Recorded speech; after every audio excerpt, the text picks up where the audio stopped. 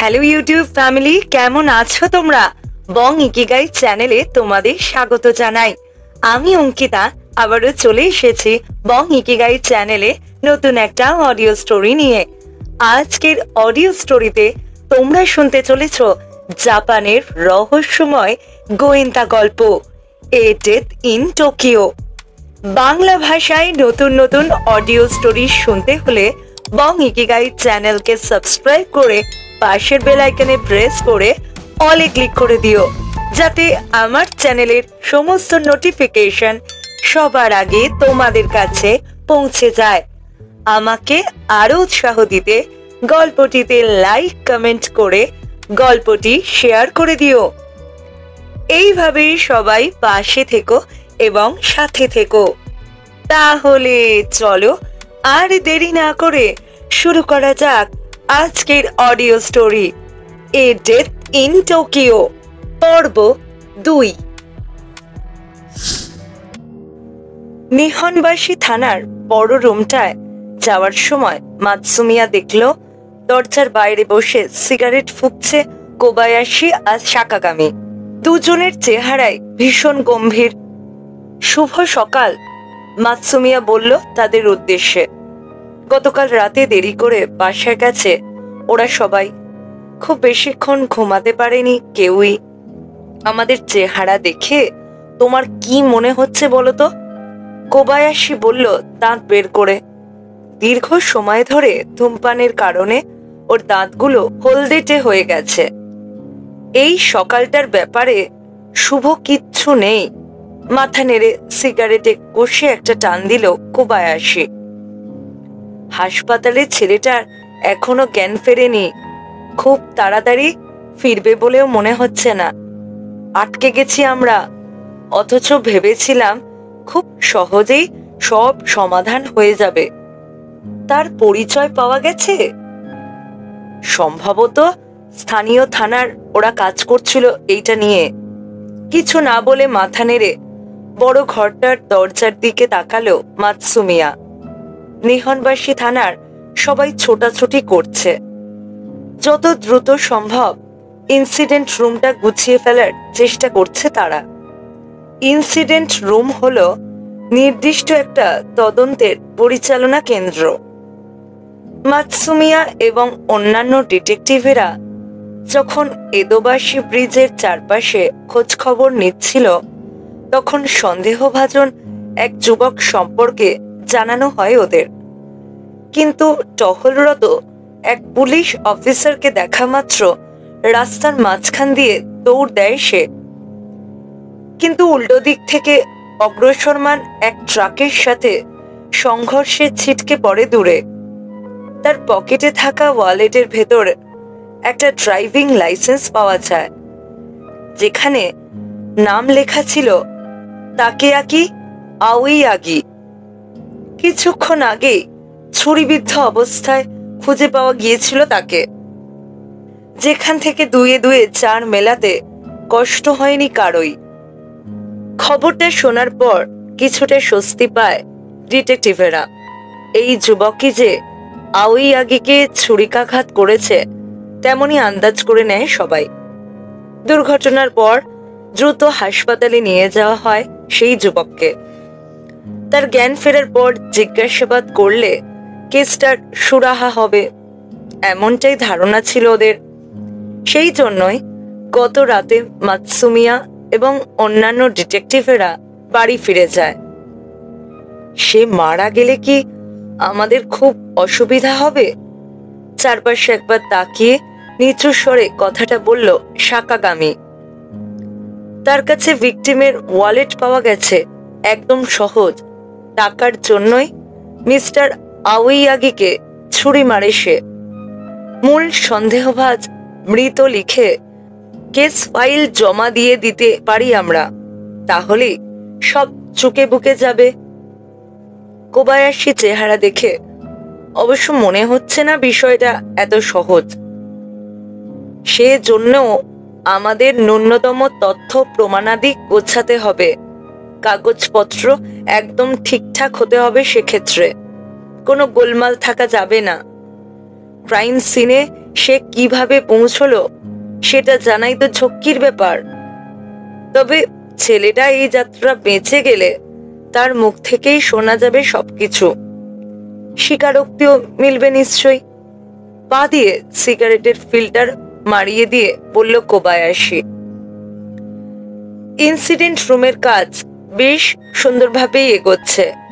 Table আর chair নিয়ে আসা হয়েছে, রেডিও, মনিটর আর অনেকগুলো ফোন সেটও নিয়ে আসা হলো কিছুক্ষণের মধ্যে।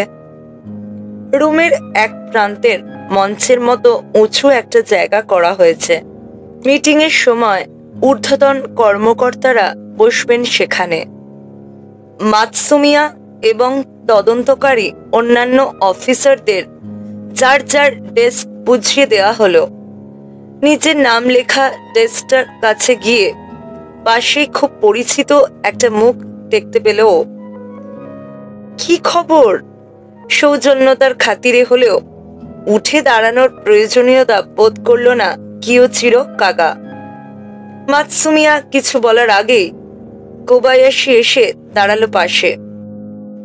ইউনিট প্রধানের সাথে কথা বলেছি আমি।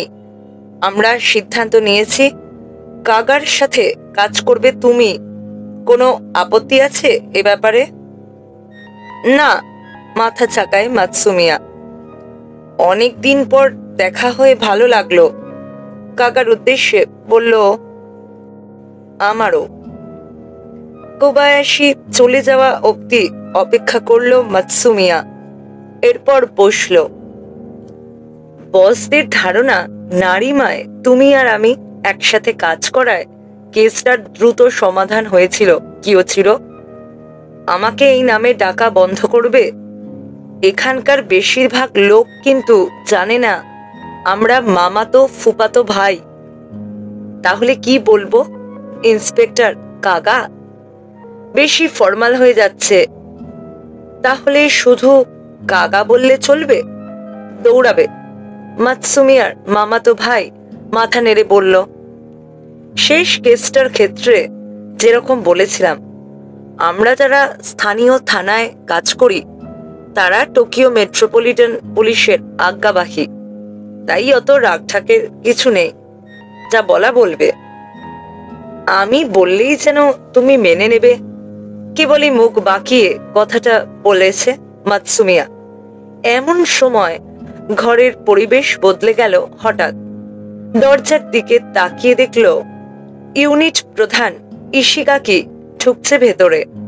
তার সাথে হোমিসাইড ডিভিশনের বেশ কয়েকজন উচ্চপদস্থ কর্মকর্তা, ডেপুটি কমিশনার এবং ডিরেক্টরও এসে পড়লেন কিছুক্ষণের মধ্যে।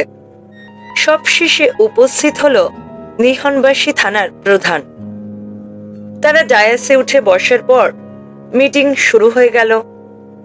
ইশিগাকি মূল বক্তার ভূমিকা পালন করছে। ফরেন্সিক ডিপার্টমেন্টের প্রধান, মোবাইল ইউনিটের প্রধান এবং ডিটেকটিভদের প্রধান যার যার দলের রিপোর্ট পেশ করল। ফলে তদন্তের একটা নীল নকশা দাঁড়িয়ে গেল কিছুক্ষণের মধ্যে। ভিকটিমের নাম তাকেয়াকি আওয়াইয়াগি, বয়স 55, কানিসাকি মেটালস নামের একটা কোম্পানিতে হেড অফ প্রোডাকশন পদে চাকরি করত ভদ্রলোক। বিল্ডিং তৈরির নানা রকম সামগ্রী বানায় তারা। কোম্পানিটার হেড অফিস শিনজুকুতে। সেখানকার রেকর্ড অনুযায়ী গতদিন আওয়াইয়াগি অফিস থেকে বের হয় 6টা নাগাদ। সেখান থেকে নিহনবাসীতে কেন এসেছিল সে তা জানা যায়নি। তার বাসা এবং অফিস দুই জায়গা থেকেই বেশ দূরে ব্রিজটা। ধারণা করা হচ্ছে 9টার আশেপাশে কোনো একটা সময় আক্রমণের শিকার হয় তাকেয়াকি। এদোবাশি ব্রিজের নিচের প্যাসেজে ছুরিবিদ্ধ হওয়ার পর টলতে টলতে কোনো রকমে নিহনবাসী ব্রিজ অবধি আসে সে।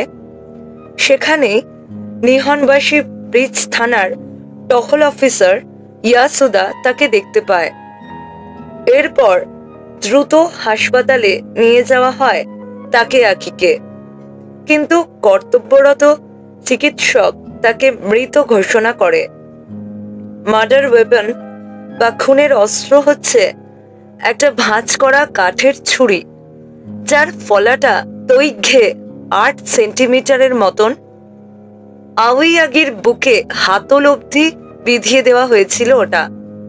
হাতলটা কাপড়ে মোড়ানো থাকায় কোনো হাতের ছাপ পাওয়া যায়নি। ঘটনার প্রায় 2 ঘন্টা পর এক টহল পুলিশ নিহনবাসীর হামাচো গ্রিন রোডের পার্কটার ওখানে একটা যুবককে লুকিয়ে থাকতে দেখে। তাকে দেখা মাত্র উল্টো দিকে দৌড়াতে শুরু করে সে। তখন উল্টো দিক থেকে আসা এক ট্রাকের সাথে সংঘর্ষ হয় তার। অ্যাম্বুলেন্সে করে হাসপাতালে নিয়ে যাওয়া হয় দ্রুত। তার কাছে তাকেয়াকির ওয়ালেটে সন্ধান মেলায় ধারণা করা হয় ঘটনার সাথে তার সম্পৃক্ততা আছে। সেই সাথে যুবক যে পার্কে লুকিয়েছিল সেখান থেকে তাকেয়াকির ব্রিফকেসটাও উদ্ধার করা হয় পরে। যুবকের সাথে একটা স্কুটারের লাইসেন্স থেকে তার নাম এবং ঠিকানা জানা যায়। ফুয়ুকি ইয়াশিমা, বয়স 26 বছর। রাত 11টার দিকে ইয়াশিমা তার ফোন থেকে কাউরি নামে সেভ করা একটা নম্বরে ফোন করে। কিছুক্ষণ পর এক পুলিশ অফিসার সেই নম্বরে ফোন করলে কাউরি নাকাহারা নামের এক মেয়ে ফোন ধরে। কথা শুনে মনে হয়েছে ফুয়ুকির প্রেমিকা সে। দুজনে একসাথেই থাকতো। পুলিশ অফিসার যখন তাকে জানায় ইয়াশিমাকে হাসপাতালে নিয়ে যাওয়া হয়েছে, সেও খুব দ্রুত এসে পড়ে ওখানে। কিন্তু প্রেমিকের দুর্ঘটনার খবরে মানসিকভাবে ভেঙে পড়েছে সে। বিধায় ঠিকমতো জিজ্ঞাসাবাদ করার সুযোগ মেলেনি। ইয়াশিমার কাছ থেকে খুঁজে পাওয়া ওয়ালেট এবং হামাচো গ্রিন রোডের সুটকেসটা শনাক্ত করার জন্য তাকেয়াকি আওয়াইয়াগির পরিবারের সদস্যদের থানায় নিয়ে আসা হয়। দুটো জিনিসই তারা চিনতে পারে। এখন অবধি মোটামুটি এইটুকুই জানা গেছে। এই তথ্যগুলোর ওপর ভিত্তি করে তদন্ত কোন দিকে গড়াবে তা নির্ধারিত হবে। প্রতিটা নতুন কেসের তদন্ত শুরুর সময়ই এক ধরনের অস্থিরতা বিরাজ করে সভাকক্ষে, কিন্তু এই কেসটার ক্ষেত্রে ওরকম কিছু অনুভব করছে না মাতসুমিয়া।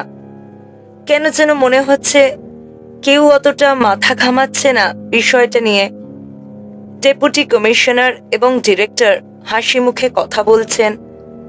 ডায়াসের ওপরে বসে থাকা অন্যান্য ঊর্ধ্বতন কর্মকর্তাদের দেহভঙ্গিও তুলনামূলক নিরুদ্বেগ।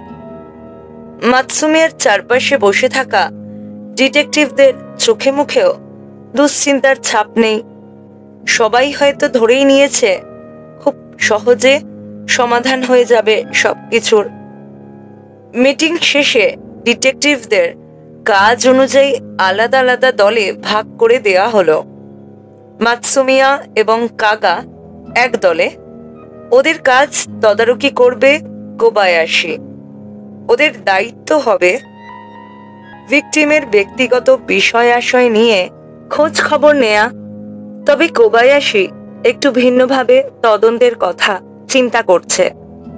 মাতসুমিয়া, আমি চাই তুমি ইয়াশিমা এবং ভিকটিমের মধ্যে কোনো সংযোগ আছে কিনা সেই বিষয়ে তদন্ত করবে, কোবায়াশি বলে। ইয়াশিমা এখন যে হাসপাতালে আছে সেখানে যাবে। তার প্রেমিকা এখনো ওখানেই আছে। আশা করি এতক্ষণে নিজেকে কিছুটা ধাতস্থ করে নিতে সক্ষম হয়েছে সে। কথা বলা যাবে। এভিডেন্স টিম এখন গাড়িতে করে রওনা দিবে ওদিকে। তুমিও চলে যাও ওদের সাথে। ঠিক আছে, মাতসুমিয়া বলে। ইয়াশিমার জ্ঞান ফিরে এলে আমাদের কাজ অনেক সহজ হয়ে যেত, কিন্তু যা শুনলাম তার জ্ঞান ফেরার সম্ভাবনা ক্ষীণ। তাই নিজেদেরই করতে হবে সব কাজ, শেষে বলল কোবায়াশি। হাসপাতালগামী এভিডেন্স টিমের সদস্য বলতে সাকাগামী এবং নিহনবাসী থানার এক তরুণ ডিটেকটিভ। আশা করি কেসটার সমাধান জটিল কিছু হবে না, গাড়ি চলতে শুরু করলে বলল সাকাগামী। সহজে মিটে গেলেই ভালো। অপরাধটার পেছনে অর্থকরী জড়িত কারণ আছে বলেই আমার ধারণা। টাকা পয়সার খুব সমস্যায় পড়ে গিয়েছিলাম, বাধ্য হয়ে কাজটা করেছি। ছেলেটা এরকম একটা কিছু বললেই সহজে রিপোর্ট জমা দিয়ে দেয়া যেত। আমারও ধারণা টাকা পয়সাই মূল কারণ, মাতসুমিয়া বলে। কারণ ছেলেটার কাছে ভিকটিমের ওয়ালেট এবং ব্রিফকেস পাওয়া গেছে। এত সহজ হলে তো হতোই। কিছু প্রশ্ন থেকে যায়। প্রথমত, ওরকম একটা জায়গায় কারো উপর চড়াও হওয়াটা কি স্বাভাবিক? পথচারীর সংখ্যা খুব বেশি না হলেও টোকিও রাস্তায় মধ্যরাতেও অনেক গাড়ি ঘোড়া চলে, ভিড় লেগেই থাকে। দেখা যায় কেউ দেখে ফেললে বিপদে পড়ে যেত। স্বাভাবিক একজন মানুষের পক্ষে ওরকম কিছু করা সম্ভব না। এমন যদি হয় আক্রমণকারী স্বাভাবিক ছিল না ওই মুহূর্তে, হয়তো নেশা জাতীয় কিছু খেয়েছিল। সেরকম কিছু হলে এতক্ষণে জেনে যেতাম আমরা। হাসপাতালে ভর্তি করার পর নিশ্চয়ই রক্ত পরীক্ষা করা হয়েছিল। হয়তো মেজাজ সামলাতে না পেরে আঘাত করে বসে তাকে আকিকে। এটা কিন্তু অসম্ভব না। কিন্তু এখানে সমস্যাটা মার্ডার ওয়েপন। এমন জিনিস তো হঠাৎ করে পেয়ে যায় না কেউ। অর্থাৎ আগে থেকে তার সাথে ছিল জিনিসটা। সেই ক্ষেত্রে কিন্তু ঘটনা পূর্ব পরিকল্পিত অপরাধের দিকে মোড় নেয়। নিজের ভালোর জন্য হলেও ইয়াশিমার জ্ঞান ফেরা অত্যন্ত জরুরি। বিরক্ত ভঙ্গিতে মাথা চুলকায় সাকাগামী। কাগা এই মুহূর্তে চুপচাপ সামনের সিটে বসে আছে, দৃষ্টি বাইরের দিকে। ডিটেকটিভদের আলাপে অংশ নেওয়ার কোনো ইচ্ছে নেই তার, বোঝাই যাচ্ছে। সাইকি নামের একজন কমিউনিটি পুলিশ অ্যাফেয়ার্স অফিসার পুলিশের পক্ষ থেকে সারা রাত স্টেশনে ছিল। এখন অবধি রোগীর অবস্থার কোনো উন্নতি হয়নি জানায় সে। ইয়াশিমাকে আইসিইউতে রাখা হয়েছে। ভেতরে ঢোকার অনুমতি নেই কারো। মিস নাকাহারা নামে একজন এসেছিলেন না? মাতসুমিয়া জিজ্ঞেস করে। হ্যাঁ, সারা রাত ওয়েটিং রুমের বাইরে বসেছিলেন তিনি। এই একটু আগেই পাশের একটা কনভেনিয়েন্স স্টোরে গিয়েছেন, চলে আসবেন এখনই। সারা রাত এখানেই ছিলেন? হ্যাঁ। বয়ফ্রেন্ডের সাথে দেখা করার অনুমতি নেই এই মুহূর্তে। তাহলে থেকে কি লাভ? সেটা সত্যি, কিন্তু দীর্ঘশ্বাস ফেলে সঙ্গীদের সাথে একবার দৃষ্টি বিনিময় করল মাতসুমিয়া। ভীষণ মানসিক আঘাত পেয়েছেন শুনেছি। কিছুই বোঝানো যাচ্ছিল না তাকে। ডান বাম কোনটা জিজ্ঞেস করলে সেটাও বলতে পারবে না, নিচু স্বরে বলল সাকাগামী। কাউরি নাকাহারার জন্য অপেক্ষা করতে করতে ইয়াশিমার ডাক্তারের সাথে একবার কথা বলবে বলে সিদ্ধান্ত নিল ওরা। ডাক্তার লোকটার বয়স 40-এর কোঠায়, চোখে চশমা। 5 ঘন্টার অস্ত্রোপচার শেষে ইয়াশিমা এখন তার তত্ত্বাবধায়নে আছে। কিছুক্ষণ পরপর গিয়ে দেখে আসছে অবস্থার কোনো উন্নতি হয়েছে কিনা। এমতো অবস্থায় পুলিশ অফিসারদের সাথে কথা বলতে হবে শুনে খুব একটা খুশি হলো না ভদ্রলোক। খুব বেশি মেডিকেল টার্ম ব্যবহার না করে যতটা সহজে সম্ভব আপনাদের বুঝিয়ে বলছি আমি। রোগীর ক্ষেত্রে সবচেয়ে গুরুতর সমস্যাটা হচ্ছে করোটির ফ্র্যাকচার। সেখান থেকে মস্তিষ্কে আঘাত লেগেছে, আর এই কারণে জ্ঞান ফিরছে না। জ্ঞান ফেরার সম্ভাবনা কি আছে? থাকলে কতক্ষণ? অধৈর্য স্বরে জানতে চাইল শাখাগামী। শীতল ভঙ্গিতে একবার মাথা নাড়ল ডাক্তার। আমি জানি না তার বর্তমান যেরকম অবস্থা, আর কখনো জ্ঞান না ফিরলেও অবাক হব না, কিন্তু এমনটাও খুবই সম্ভব যে আগামী 10 মিনিটের মধ্যেই হয়তো জ্ঞান ফিরবে তার। এরকম অনেক কেস আছে যেখানে কোমা থেকে কয়েক মাস পরে চেতনা ফিরে পেয়েছে মানুষ, কিন্তু বেশিরভাগ চেতনা ফেরে না, ওই অবস্থাতেই মারা যায় রোগী। মাতসুমিয়া খেয়াল করল ওর টোকিও মেট্রোপলিটন পুলিশ ডিপার্টমেন্টের সহকর্মীদের কাঁধ হতাশায় ঝুলে পড়ল কথাটা শুনে। আমাকেও নিশ্চয়ই একই রকম দেখাচ্ছে, ভাবেও। ডিটেকটিভেরা দোতলায় ফিরে এলে এক তরুণীকে ওদের কাছে নিয়ে এলো সাইকি। সেই নিশ্চয়ই কাউরি নাকাহারা। একটা জিন্স শার্ট আর কার্ডিগান পরনে তার, বগলের নিচে ভাঁজ করা একটা জ্যাকেট, আর হাতে বড় একটা ব্যাগ। ফ্যাকাশে চেহারায় মেকআপের বালাই নেই, লম্বা চুলগুলো এলোমেলো। দোতলার এক কোনায় ছোট্ট একটা ক্যাফে, সেখানেই বসে কথা বলার সিদ্ধান্ত নিল ওরা। ওয়েটারকে ঘটনা খুলে বলাতে ওদের একপাশে দুটো টেবিল জড়ো করে বসার ব্যবস্থা করে দিল সে। অভ্যাসবশত অ্যাস্ট্রিক খুঁজতে শুরু করলো শাকাগামী। ধূমপান যে নিষিদ্ধ সেই বিষয়ে অবগত নয় সে। কেমন আছেন আপনি? কাউরি নাকাহারার কাছে জানতে চাইল মাতসুমিয়া। এখন কি একটু ভালো বোধ করছেন? কিছুটা, মুখ না তুলেই জবাব দিল সে। কি ঘটেছে সেই সম্বন্ধে কেউ আপনাকে কিছু বলেছে? জবাব নেই। জিভ দিয়ে একবার ঠোঁট ভেজালো মাতসুমিয়া।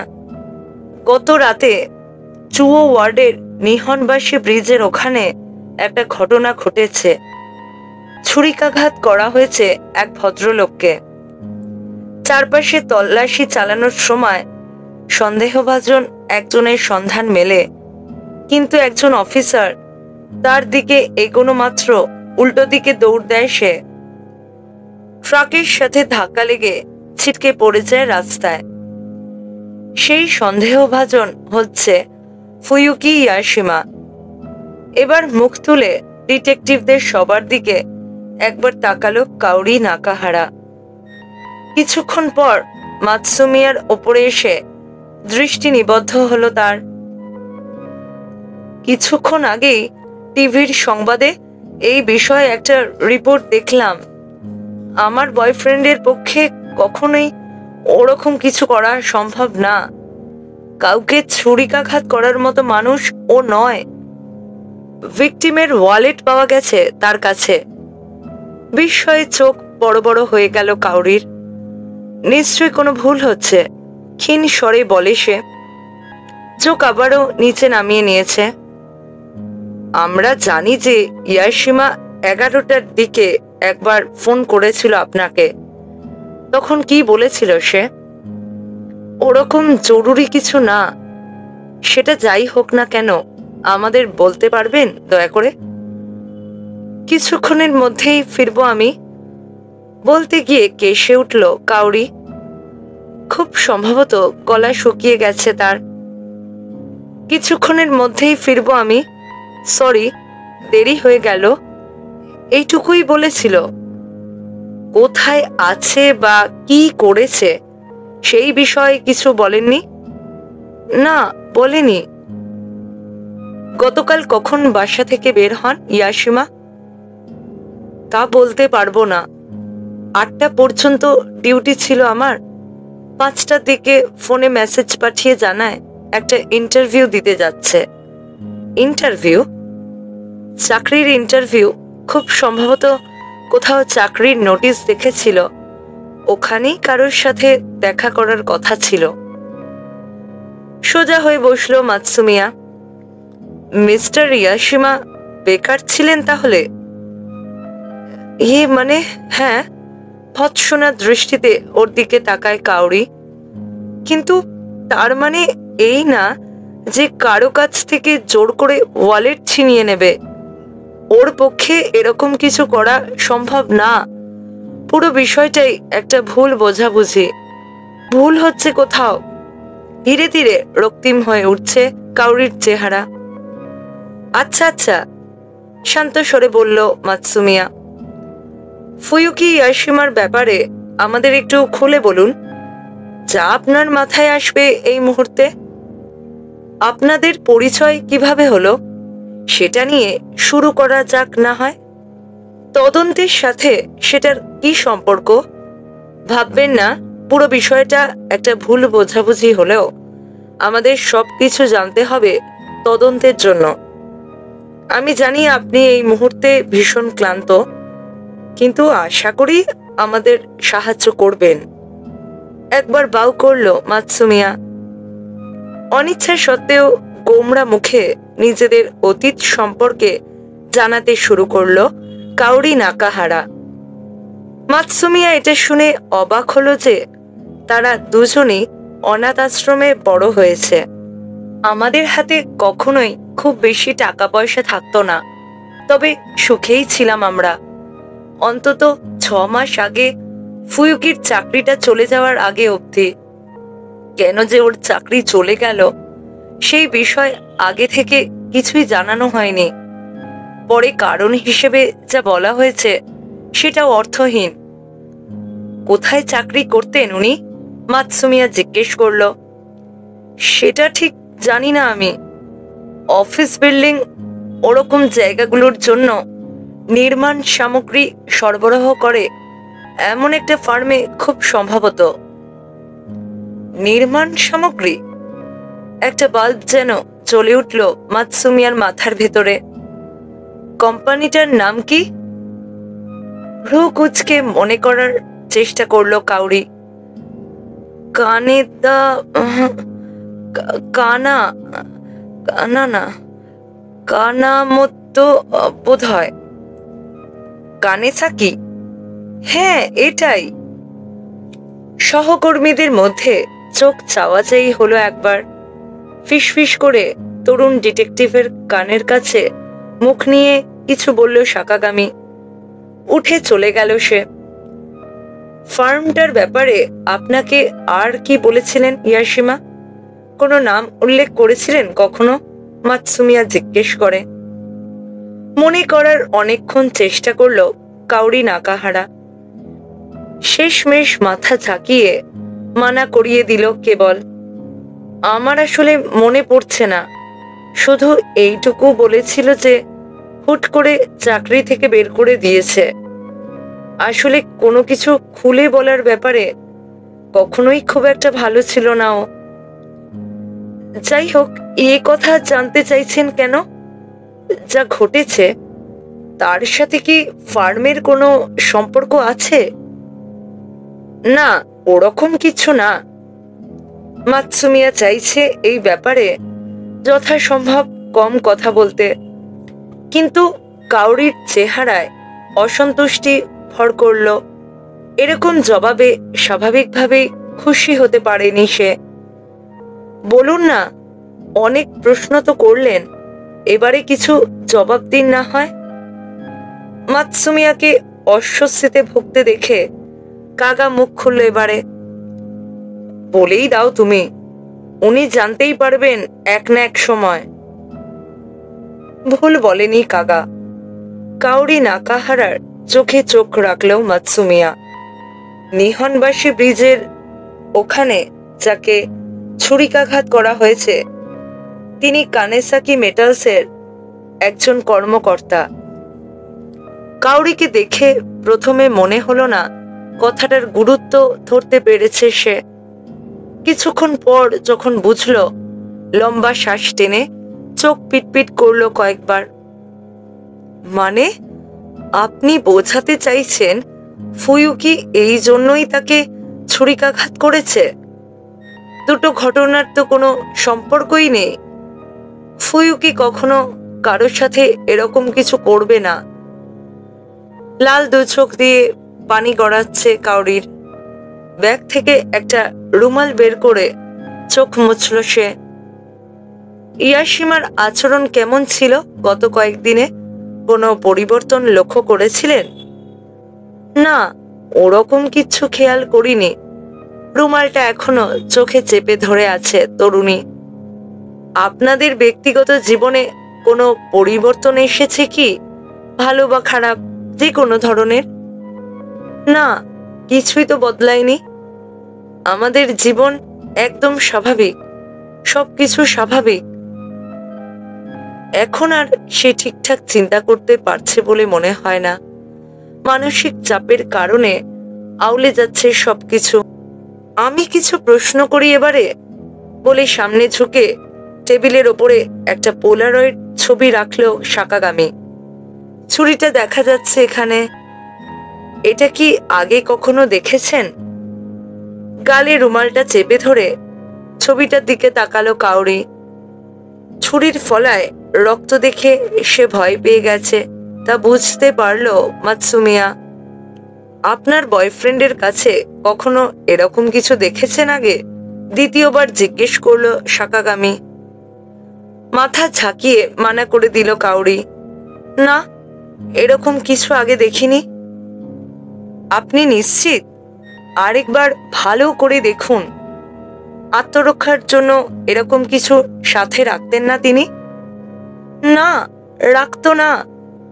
ওরকম মানুষই না।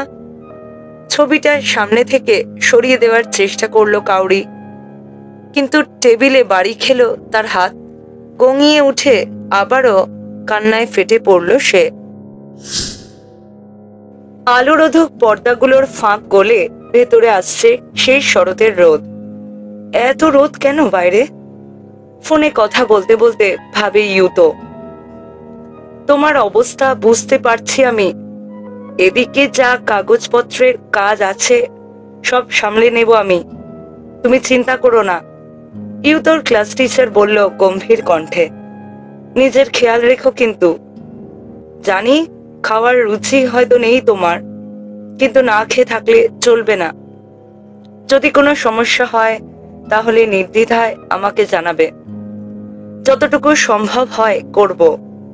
জানি খুব কঠিন সময়ের মধ্যে দিয়ে যাচ্ছ, কিন্তু মায়ের জন্য হলেও শক্ত হতে হবে তোমাকে। তুমি এখন তার অবলম্বন। জি স্যার। ঠিক আছে, রাখছি এখন। ফোন দেওয়ার জন্য ধন্যবাদ, বলে কল কেটে দিল ইউতো। ওদের ক্লাস টিচারকে সবসময় হালকা মেজাজে এবং আরামপ্রিয় বলে মনে হয়েছে ওর, কিন্তু আজকে ফোনে বেশ গম্ভীর এবং আন্তরিক শোনাচ্ছিল তার গলা। ওর বন্ধু তাতসুয়া সুগিনোকে একটা ইমেল পাঠানোর সিদ্ধান্ত নিল। ওরা যে শুধু জুনিয়র হাই স্কুলে একসাথে পড়তো তা নয়, স্কুলের সাঁতার দলেও একসাথে ছিল। এখন হাই স্কুলে ওঠার পর অবশ্য কেউই কোনো খেলার দলের সাথে যুক্ত হয়নি। কিছুক্ষণ ভাবার পর ইমেলের সাবজেক্টের জায়গায় লিখল, আমার বাবা মারা গেছে। ইমেলের টাইটেল দেখে তুই বোধহয় অবাক হয়েছিস, কিন্তু এইটাই সত্যি। অবশ্য এতক্ষণে টিভিতেও দেখে ফেলার কথা। ছুরিবিদ্ধ করে মারা হয়েছে বাবাকে। স্কুলে কবে যাব জানি না, কখনো বিশ্ববিদ্যালয়ে ভর্তি হতে পারবো কিনা সেটাও জানি না। সবাইকে একটু বলে দে, দরদ দেখানোর মেসেজের কোনো দরকার নেই আমার। মেজাজ আরো খারাপ হবে সেটা। যোগাযোগ করিস।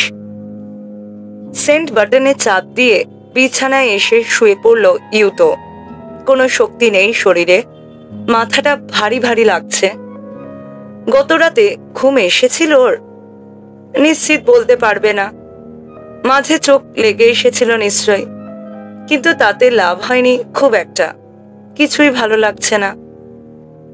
কিছুক্ষণ পর ওর পাঠানো ইমেলের জবাব এলো, বুঝতে পারছি না কি বলবো। আও, অনলাইনে খবরটা পড়লাম, জঘন্য ব্যাপার। যাই হোক, তোর এখন কিছু ভালো লাগবে না, এইটাই স্বাভাবিক। কেউ যদি আমাকে তোর ব্যাপারে জিজ্ঞেস করে তাহলে তুই যা বলতে বলেছিস বলবো। ইউ তো অবাক হয়ে খেয়াল করলো বন্ধুকে ইমেলটা পাঠানোয় বাবার মৃত্যুর বাস্তবতাটুকু আবারও চেপে বসলো ওর মনে। যার রোজগারে চলতো পুরো পরিবার, তাকে হারিয়েছি আমরা। যা কিছু আগে না চাইলেই পেতাম, এখন সেসবের কি হবে জানি না। দুশ্চিন্তা প্রগাঢ় হচ্ছে ক্রমশ। মাথায় একটু ভারী ভারী লাগলেও এক প্রকার জোর করেই উঠে দাঁড়ালো ইউতো। কাপড় বদলে বেরিয়ে এলো রুম ছেড়ে। সিঁড়ি বেয়ে নিচে নেমে আসার সময় মায়ের কণ্ঠস্বর শুনতে পেল লিভিং রুম থেকে। আরো অনেকেই আমাকে করেছে প্রশ্নটা, কিন্তু আমার মাথায় কিছুই ঢুকছে না। না, এখনো অন্ত্যেষ্টিক্রিয়ার ব্যাপারে কিছু ভাবিনি। যেমনটা আগে বললাম, আমার কোনো ধারণাই নেই। না, এ বিষয়ে আমি কিছু জানি না। দরজা খুলল ইউতো। ফুমিকোর হাতে ল্যান্ডলাইনের রিসিভার। তার কথা বলার ভঙ্গি দেখেই বোঝা যাচ্ছে কোনো আত্মীয়ের সাথে কথা বলছে। আচ্ছা, আমি রাখছি এখন। কিছু জানলে তোমাদেরও জানাবো। আচ্ছা, হ্যাঁ, বাই। দীর্ঘশ্বাস ফেলে রিসিভারটা নামিয়ে রাখলো ফুমিকো। কে ফোন করেছিল? ইউতো জিজ্ঞেস করে। তোমার নানু, সেন্দাই থেকে, মুখ ভার করে বলে ফুমিকো। ও, ইউতো বলে। ওর নানা বাড়ি সেন্দাই। ফুমিকোর এক ভাই এবং মা এখনো থাকে সেখানে। ভেবেছিলাম আমি নিজেই ফোন করে জানাবো, কিন্তু তোমার মামা তার আগেই টিভিতে খবরটা দেখে ফোন দেয়। নানুও পাশে ছিল। প্রশ্নের শেষ নেই তার। আমি কয়েকবার বললাম যে কিচ্ছু জানি না। ফুমিকো কথা শেষ করার আগেই আবারও ফোন বেজে উঠল। বিরক্ত ভঙ্গিতে রিসিভার তুললেও কলার আইডি দেখে চেহারাটা কিছুটা নরম হলো তার। হ্যাঁ, ফুমিকো বলছি। আচ্ছা, আপনার সুবিধা মতন সময় আসতে পারেন। ধন্যবাদ। আচ্ছা, দেখা হবে। ফোন রেখে দিল ইউতোর মা ফুমিকো। মিস্টার কোতাকে ফোন দিয়েছিল, জিজ্ঞেস করলো বাসায় আসতে পারবে কিনা। তোমার বাবার কোম্পানির পক্ষ থেকে সেই আমাদের সাথে যোগাযোগ করবে। কোতাকে সরাসরি তাকিয়াকির অধীনে চাকরি করত। ছোটবেলা থেকে তাকে চেনেও। মাতসুমোতোতে ফোন দিয়েছ? তাকিয়াকির জন্ম মাতসুমোতোতে, নাগানো প্রিফেকচারে। সে যে বাড়িতে বড় হয়েছে সেটা বিক্রি করে দেয়া হয়েছে। ইউতোর দাদা দাদি দুজনেই মারা গেছেন, তবে এখনো ওদের কিছু আত্মীয় স্বজন থাকে সেখানে। হ্যাঁ, কিয়োকোকে ফোন দিয়েছিলাম। টিভিতে খবর দেখেনিও, তাই খুলে বললাম কি হয়েছে। খুব খারাপ লাগছিল বলতে, অনেক কাঁদলো। কিয়োকো হচ্ছে তাকিয়াকির ছোট বোন। তার সাথে ইউতোর শেষ দেখা হয় না প্রায় বছর 3। কিন্তু সদা হাস্যোজ্জ্বল ছোট ফুপুকে পছন্দই করে ও। তার চেহারায় কান্না মানায় না একদমই। এই সময় নীরবে ঘরে ঢুকলো হারুকা। চোখের ফোলা ভাব দেখে বোঝা যাচ্ছে এতক্ষণ কাঁদছিল। তোমরা কি স্কুলে ফোন করে জানিয়েছ? ফুমিকো জিজ্ঞেস করে। আমি দিয়েছি, ইউতো বলল। হারুকাও মাথা নাড়ল। আমার টিচার আগেই শুনেছে ঘটনাটার ব্যাপারে, বলে সে। কিন্তু সেটা যে আমার বাবা, তা ভাবতেও পারেনি। হাত বাড়িয়ে রিমোট তুলে নিয়ে টিভি ছাড়ল ইউতো। একটার পর একটা চ্যানেল বদলাচ্ছে। বেশ কয়েকটা খবরের চ্যানেল আছে ওদের, তবে এই মুহূর্তে কোনোটাই গত রাতের ঘটনার ব্যাপারে কিছু দেখাচ্ছে না। টিভিটা ছেড়ে রাখ, একটা না একটা চ্যানেলে দেখাবে নিশ্চয়ই, হারুকা বলে। ইউতোর কেমন যেন মিশ্র অনুভূতি হচ্ছে। নিজের বাবার খুন নিয়ে কোনো প্রতিবেদন দেখতে ইচ্ছে করছে না, কিন্তু সেই সাথে কৌতূহল হচ্ছে রিপোর্টে কিভাবে সবকিছু বর্ণনা করা হবে সেটা নিয়ে। দাঁত পড়ে যাওয়ার আগে যেমন ব্যথা করবে জেনেও অনেকে গুঁতাগুতি করে, বিষয়টা সেরকম। সামনের দরজার কলিং বেল বেজে উঠল এই সময়। হেঁটে ইন্টারকমের কাছে গেল ফুমিকো। হ্যালো। কি? কোনো মতামত নেই এ ব্যাপারে। সরি, এখন সেটা সম্ভব হবে না। বাই। রিসিভার নামিয়ে রাখলো ফুমিকো। কে? জানতে চাইল ইউতো। কোনো এক টিভি থেকে ফোন দিয়েছিল। আমি কেমন বোধ করছি এখন সেটা জানতে চাইছে। এরা পারেও, নিশ্চয়ই ওই ট্যাবলয়েড শোগুলোর একটা। সেটাই মনে হলো। ঘুরে ঘর থেকে ছুটে বেরিয়ে গেল হারুকা। সিঁড়ি বেয়ে তার উঠে যাওয়ার শব্দ শুনল ওরা। আসলেই, দীর্ঘশ্বাস ফেলে বলে ইউতো। এদের মাথায় কি ঘিলু বলতে কিচ্ছু নেই? বলে দিয়েছে কথা বলা সম্ভব না এখন। আবারও ঘরে ফিরে এলো হারুকা। বাইরে একটা স্টেশন ওয়াগন দাঁড়িয়ে আছে। টিভি চ্যানেলগুলো থেকেও অনেকে ঘোরাঘুরি করছে বলে মনে হলো। কাঁচের দরজাটার সামনে গিয়ে বাইরে উঁকি দিল ইউতো। সামনেই বাগান। বাড়ির সামনের রাস্তাটা দেখা যায় না, তবু পর্দা টেনে দিল পুরোপুরি। প্রচন্ড বিরক্ত লাগছে রিপোর্টারদের এ হেন আচরণে। হচ্ছে কি এসব? এরা এভাবে দাঁড়িয়ে থাকলে আমরা বের হব কি করে? কাতর কণ্ঠে বলল ফুমিকো। ঠিক তখনই ঘটল ব্যাপারটা।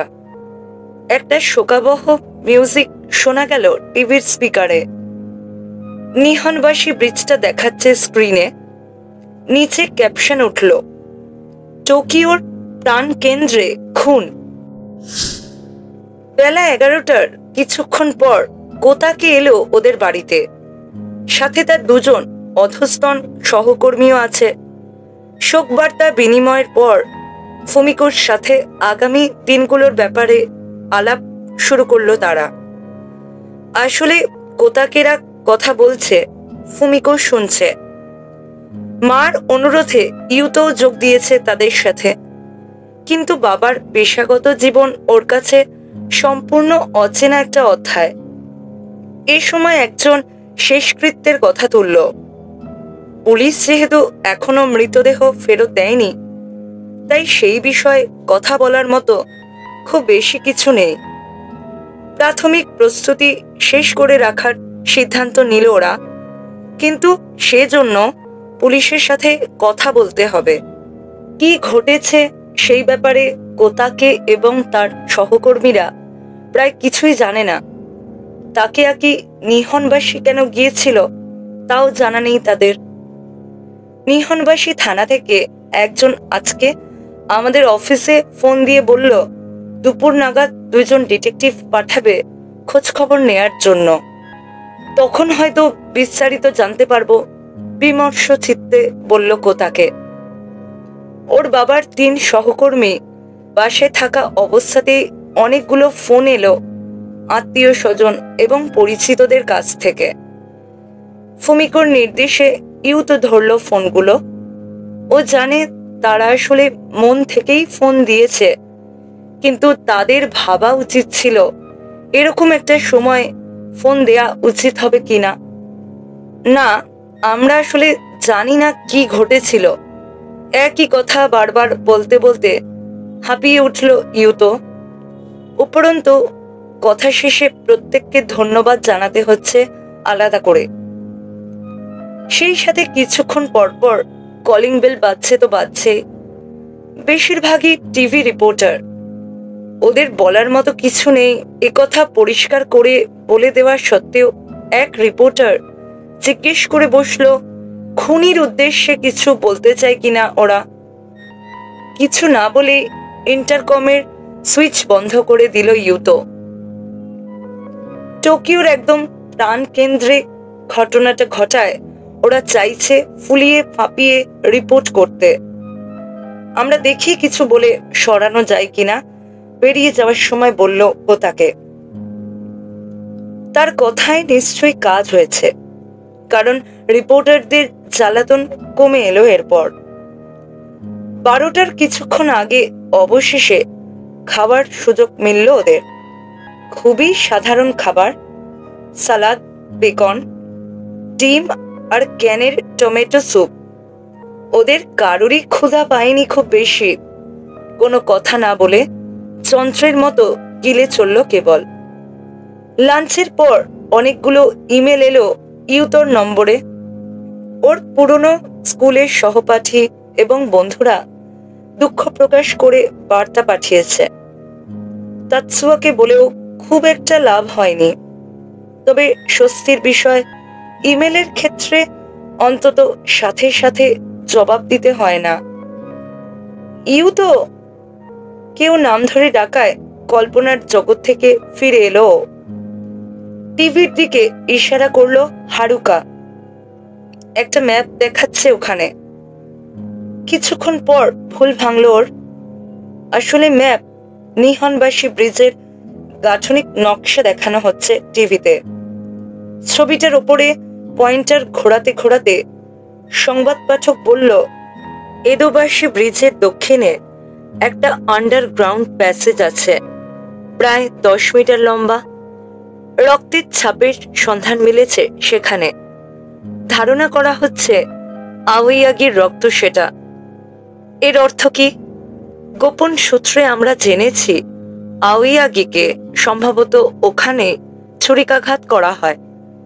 মূল সন্দেহভাজন বর্তমানে হাসপাতালে ভর্তি, কোমায় আছে সে।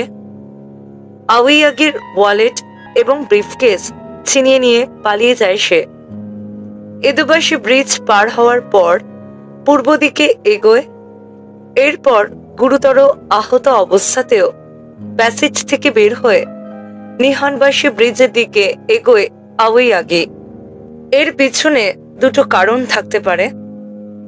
এক, সে পালানোর চেষ্টা করছিল। 2, সাহায্যের আশায় সেদিকে গিয়েছিল।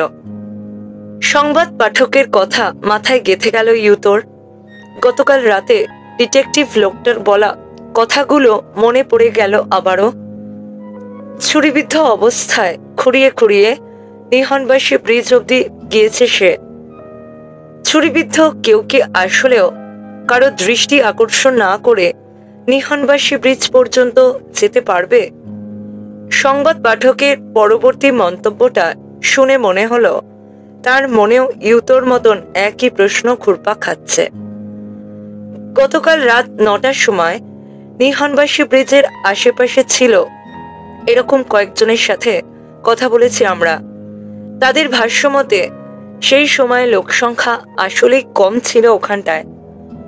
অর্থাৎ এমনটা আসলেও সম্ভব যে কারো মনোযোগ আকর্ষণ না করে আওয়াইয়াগি নিহনবাসী ব্রিজ অবধি গিয়েছিল।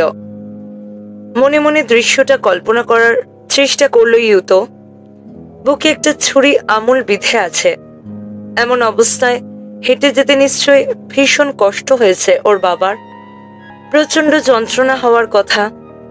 হ্যাঁ, ওর বাবা একজন জেদি, একগুঁয়ে স্বভাবের মানুষ। সহজে নিজের অস্বস্তি বা যন্ত্রণার কথা কাউকে বলতো না। কিন্তু এটা সম্পূর্ণ ভিন্ন একটা ব্যাপার। চেতন এবং অচেতনের মাঝে পেন্ডুলামের মতো দোদুল্যমান অবস্থায় কি ঘুরপাক খাচ্ছিল তার মনে? কেন ওরকম ভীষণ কষ্ট সহ্য করে অতগুলো পথ গেল? কি আছে নিহনবাসীতে? তাকিয়া কি ওই এলাকায় করছিলই বা কি? কোতাকে বা তার সহকর্মীরা এ বিষয়ে কিছু বলতে পারেনি, অর্থাৎ তাদের সাথে আলাপ হয়নি বাবার। এই সময় ইউতো খেয়াল করলো ফুমিকো ওর পাশে এসে দাঁড়িয়েছে। হাতের তোয়ালিটা শক্ত করে চেপে ধরে তাকিয়ে আছে টিভির দিকে। হারুকা ফুপিয়ে কাঁদতে শুরু করেছে আবার। কিছু বিশেষজ্ঞ অতিথিদের নিয়ে আসা হয়েছে মতামতের জন্যে, একজন লেখক এবং উঠতি কিছু সেলিব্রিটি। যে যার মতো মন্তব্য করছে। কেউ বলছে রসাতলে যাচ্ছে সমাজ, মূল্যবোধের অবক্ষয়। আবার কেউ কেউ বলছে অপরাধ বৃদ্ধির জন্য দায়ী দেশের অর্থনৈতিক অবস্থা। রিমোট কন্ট্রোল হাতে নিয়ে চ্যানেল বদলে দিল ইউতো। এক মাঝবয়সী মহিলাকে এখন দেখা যাচ্ছে স্ক্রিনে। তার চেহারাটা কেমন যেন পরিচিত ঠেকছে ওর কাছে। কোথায় দেখেছে সেটা মনে করার চেষ্টা করছে। এমন সময় নিচু স্বরে বলে উঠল ফুমিকো, আরে এটা দেখি মিসেস ইয়ামামোতো, আমাদের 3টে বাড়ি পরেই থাকে। ইউতোর মনে পড়লো এবারে বেশ কয়েকবার ভদ্রমহিলার সাথে দেখা হয়েছে ওর। ও হ্যাঁ, খুব ভালো একজন লোক ছিলেন। পরিবারের দেখাশোনায় কোনো গাফিলতি করতে দেখিনি কখনো। চমৎকার একজন বাবা, রসবোধও ছিল দারুণ। খুবই খারাপ একটা ব্যাপার ঘটে গেল। এক রিপোর্টার মাইক্রোফোন ধরে রেখেছে তার মুখের সামনে। টিভি বন্ধ করে রিমোটটা মেঝের ওপর আছাড় মারল ইউতো। ওদের প্রতিবেশীর কথাগুলো বলার পেছনে খারাপ কোনো উদ্দেশ্য নেই, ও জানে। তবুও নিজের পরিবার সম্পর্কে টেলিভিশনে এভাবে কাউকে কথা বলতে দেখাটা সুখকর কিচ্ছু নয়। শব্দ করে নাক ছাড়ল হারুকা। পুরোটা সময় কাঁদছিল সে। এই, এখন কিন্তু বিরক্ত লাগছে, থামবি তুই? ইউতো সামলাতে পারল না নিজেকে। চোখ পাকিয়ে ওর দিকে তাকালো হারুকা। আমি তো তোর মতো না, আমার আসলেও খুব কষ্ট হচ্ছে। ফালতু কথা, তোর মতো না মানে কি? তুই মেয়ে, এজন্য বেশি কাঁদবি? তোর মতো গর্ধব তো এটাই বলবে। বলেছি বাবাকে আসলেও ভালোবাসতাম আর শ্রদ্ধা করতাম আমি। তোর মধ্যে যেটার ছিটে ফোটাও ছিল না। তার মেয়ে হিসেবে আমি কাঁদবো না তো কে কাঁদবে? হয়েছে, কত ভালোবাসতি তা ভালো করেই জানা আছে আমার। পিঠ পিছে সারাক্ষণ তো দুর্নাম করতি। মোটেও সারাক্ষণ দুর্নাম করতাম না। বাবা যখন আমার পিছে লাগতে আসতো তখন শুধু। কিন্তু তুই তো একদম শেষ দিন অবধি বাবাকে ঘৃণা করেছিস।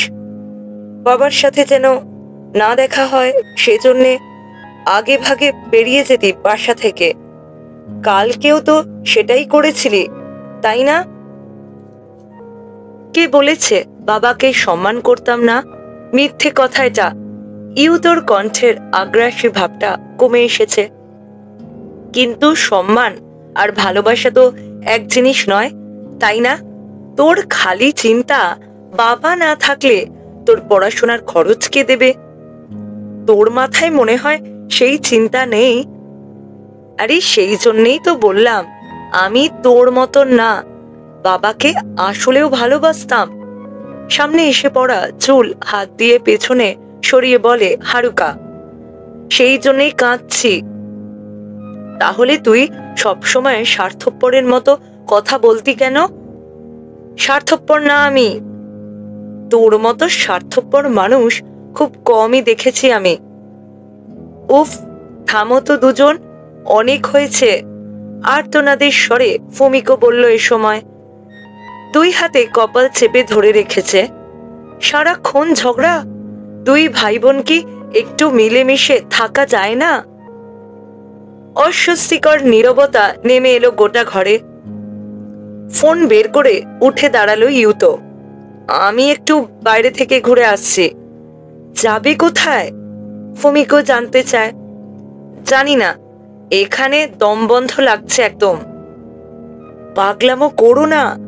তুমি এভাবে হাঁটতে বের হলে প্রতিবেশীরা কি বলবে? বাইরে গেলে ট্যাবলয়েড অনুষ্ঠানগুলোর ওই সাংবাদিকেরা ছেকে ধরবে তোকে। হারুকা মুখ তুলে বলল, টিভিতে মুখ দেখানোর খুব শখ। একটা কুশন তুলে নিয়ে সর্বশক্তিতে সোফার দিকে ছুঁড়ে মারল ইউতো। ঠিক তখনই বেজে উঠল ফোনটা।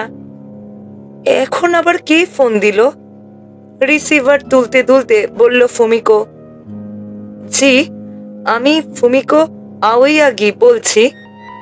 ও আচ্ছা, ঠিক আছে, বেশ, আধ ঘন্টার মধ্যে দেখা হচ্ছে তাহলে। কিছুটা বিস্মিত দৃষ্টিতে ছেলে মেয়ের দিকে তাকালো সে। পুলিশের একজন ফোন করেছিল, আমাদের সাথে কথা বলতে চায়। থানা থেকে দুজন এলো ওদের সাথে দেখা করতে।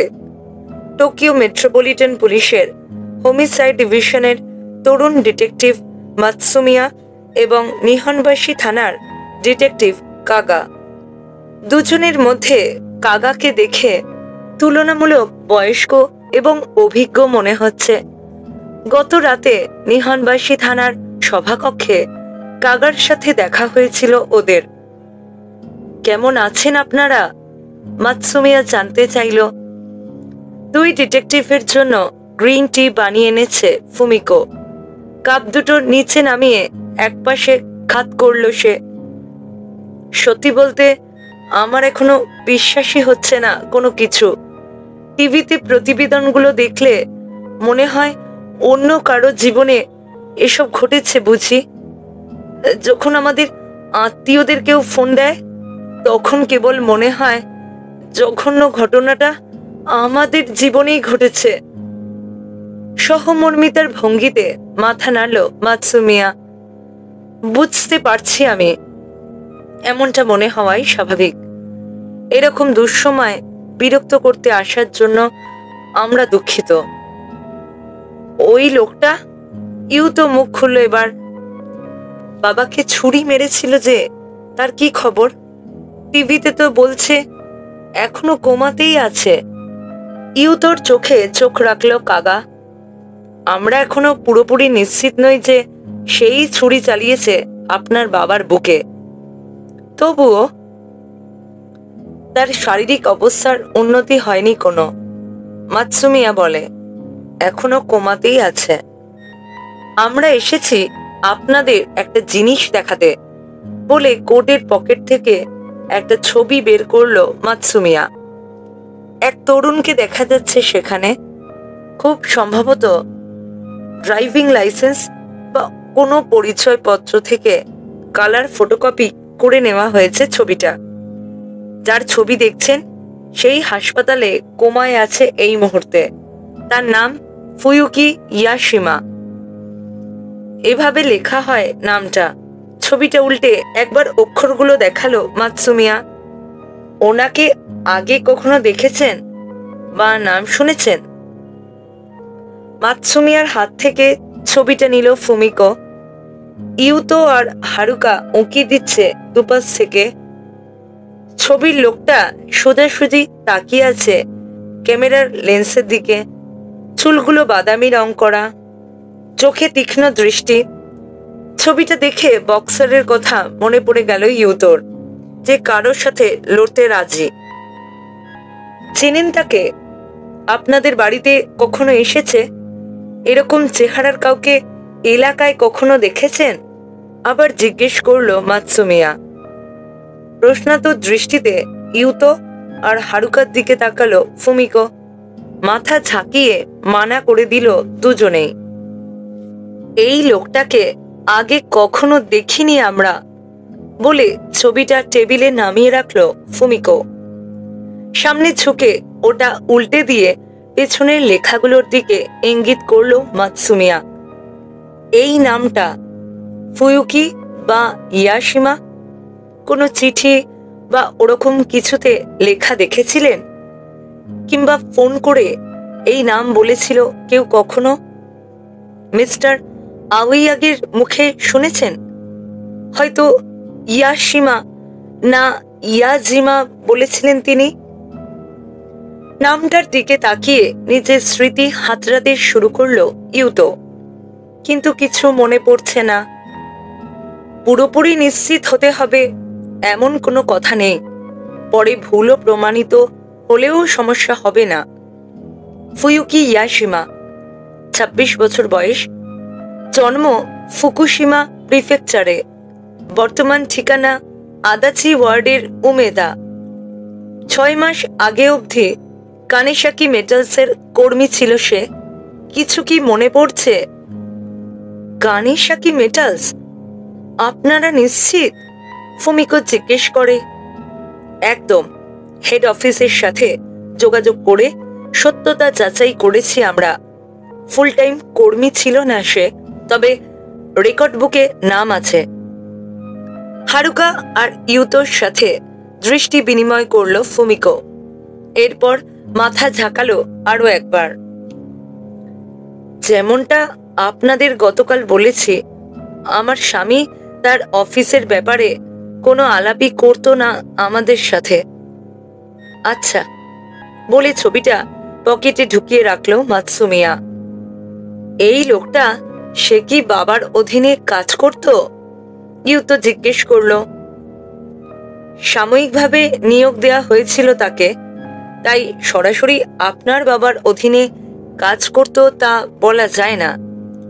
আমরা এখনো জানি না যে একে অপরকে চিনত কিনা তারা, সেটাই বোঝার চেষ্টা করছি এখন। যদি তারা একে অপরকে আগে থেকে চেনে, তাহলে কি বলা যায় টাকার কারণে খুনটা হয়নি? বাবার ওপর হয়তো কোনো ক্ষোভ ছিল তার, সেটা এখনই বলা যাচ্ছে না। পরিবারের লোকজন এবং বন্ধু বান্ধবের সাথে কথা বলেছেন? পরিবার? কার পরিবার? এই লোকটার পরিবার পরিজন আছে নিশ্চয়ই।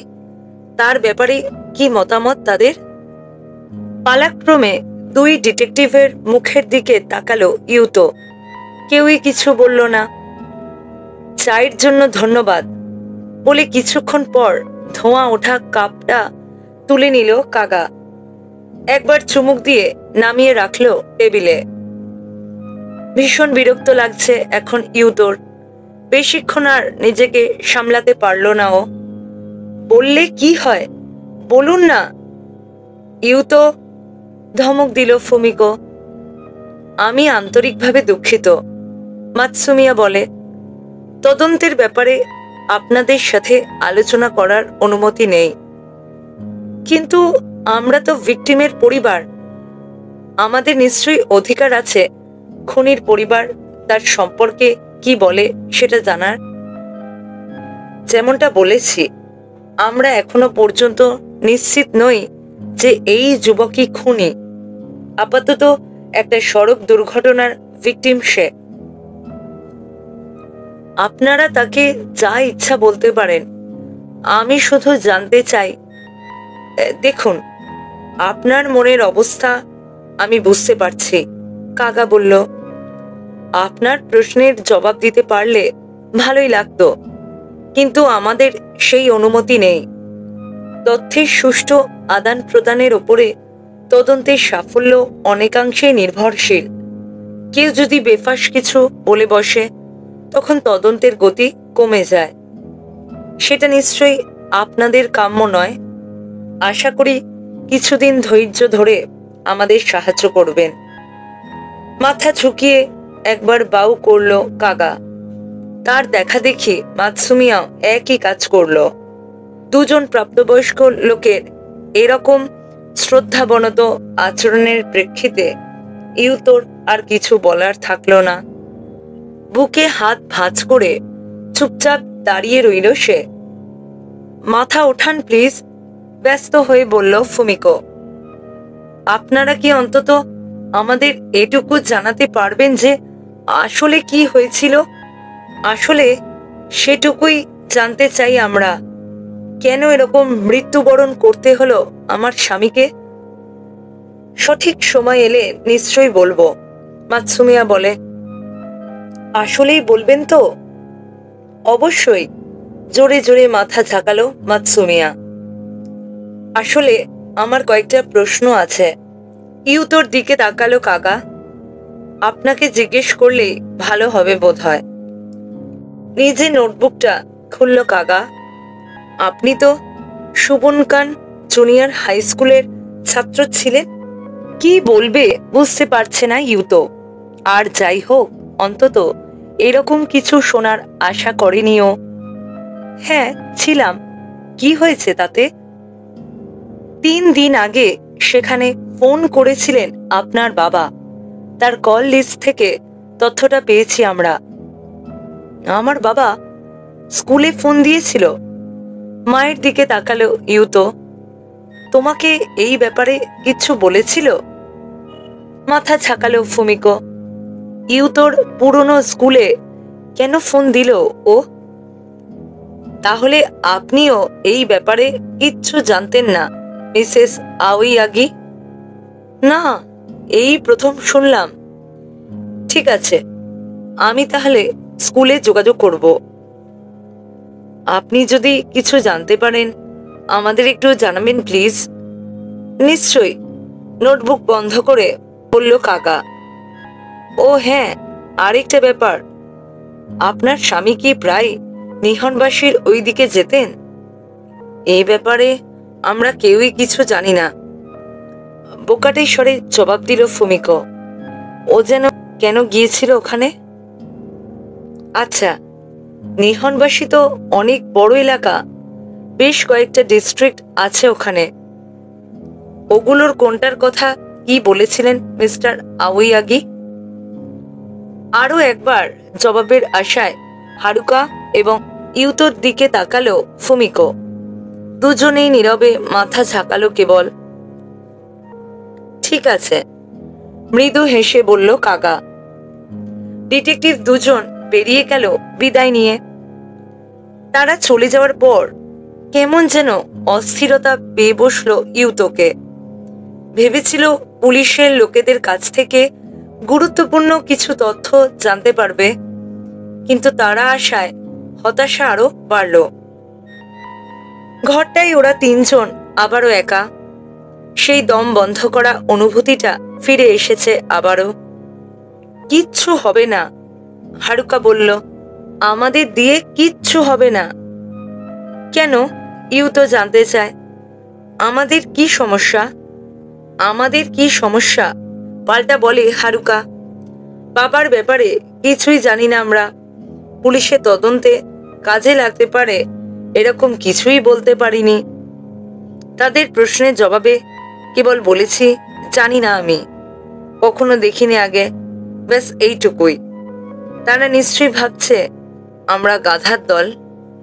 তুই সবসময় কথাটা শেষ করতে পারলো না ইউতো। বোনের মতোই কিছু না করতে পারার যন্ত্রণা করে করে খাচ্ছে। আসলেও বাবার খুনের তদন্তে সাহায্য হতে পারে এরকম কিছুই বলতে পারেনি ওরা। কোনো কথা না বলে রান্নাঘরে চলে গেল ফুমিকো। আবারও কাঁদতে শুরু করলো হারুকা। এবারে আর বোনকে বলার মতো কিছু খুঁজে পেল না ইউতো। বলার মতো শক্তিও অবশিষ্ট নেই। সন্ধ্যা 7টার একটু পরে নিহনবাসী থানায় ফিরে এলো মাতসুমিয়া আর কাগা। ইনসিডেন্ট রুমে ডিটেকটিভদের জটলা। ইশিগাকির চারপাশে গোল হয়ে দাঁড়িয়ে তাকে রিপোর্ট দিচ্ছে সবাই। ভিকটিম সেদিন কি কি করেছে তা জানতে পেরেছি আমরা। ক্রাইম সিন থেকে একটু দূরে একটা ক্যাফেতে গিয়েছিল সে। ক্রাইম সিনের চারপাশে খোঁজ খবর নেয়ার দায়িত্বে থাকা ডিটেকটিভ নাকাশে বলল। ক্যাফেতে ভেতরে গিয়েছিল সে? হ্যাঁ, টেবিলের ওপরে একটা ম্যাপ খুলে রাখলো নাকাশে। ক্রাইম সিন থেকে পশ্চিম দিকে 1 ব্লক দূরে। ওখানকার একজন ওয়েটার আওয়াইয়াগির ছবি দেখে চিনতে পারে, কারণ সেই দিন সে 2000 ইয়েনের নোট দিয়ে বিল পরিশোধ করেছিল। 2000 ইয়েন? ইদানিং তো খুব একটা দেখা যায় না এই নোট। ওয়েটার ছেলেটার মতে আওয়াইয়াগি নোটটা ওয়ালেট থেকে বের করে তাকে দেখিয়ে হেসে বলে, এখন তো এই নোট আর পাওয়াই যায় না, তাই না? তবে এখানে গুরুত্বপূর্ণ ব্যাপার হচ্ছে ওয়েটার ছেলেটার ঠিক মনে নেই যে কি খেয়েছিল তাকে আগে। তবে তার এইটুকু মনে আছে যে 2টো অর্ডার করেছিল সে। 2টো? মানে 2টো ড্রিঙ্কের কথা বলছো? জি, অর্থাৎ অন্য কেউ ছিল তার সাথে। দুর্ভাগ্যবশত তাকিয়াকির সাথের জনের কথা মনে করতেই পারেনি ওয়েটার। সময়টা কখন ছিল? সেটাও নিশ্চিতভাবে বলতে পারেনি। 7টা থেকে 9টার মাঝামাঝি কোনো একটা সময়। বুকের ওপর হাত ভাঁজ করে রাখলো ইশিগাকি। এমন যদি হয় আওয়াগির সাথে সেদিন ইয়াশিমা গিয়েছিল ক্যাফেতে, ইয়াশিমার সাথে যে মেয়েটা থাকে সে তো বলেছিল চাকরির ইন্টারভিউয়ে যাওয়ার কথা ছিল তার। সেই ইন্টারভিউয়ের জায়গাটা কোথায় তা জানতে পেরেছ? মাথা ঝাঁকায় নাকাশে। ক্রাইম সিনের আশেপাশের সমস্ত বার আর রেস্তোরাঁয় খোঁজ খবর নিয়েছি আমরা, কিন্তু এখনো ওই জায়গাটা খুঁজে পাইনি।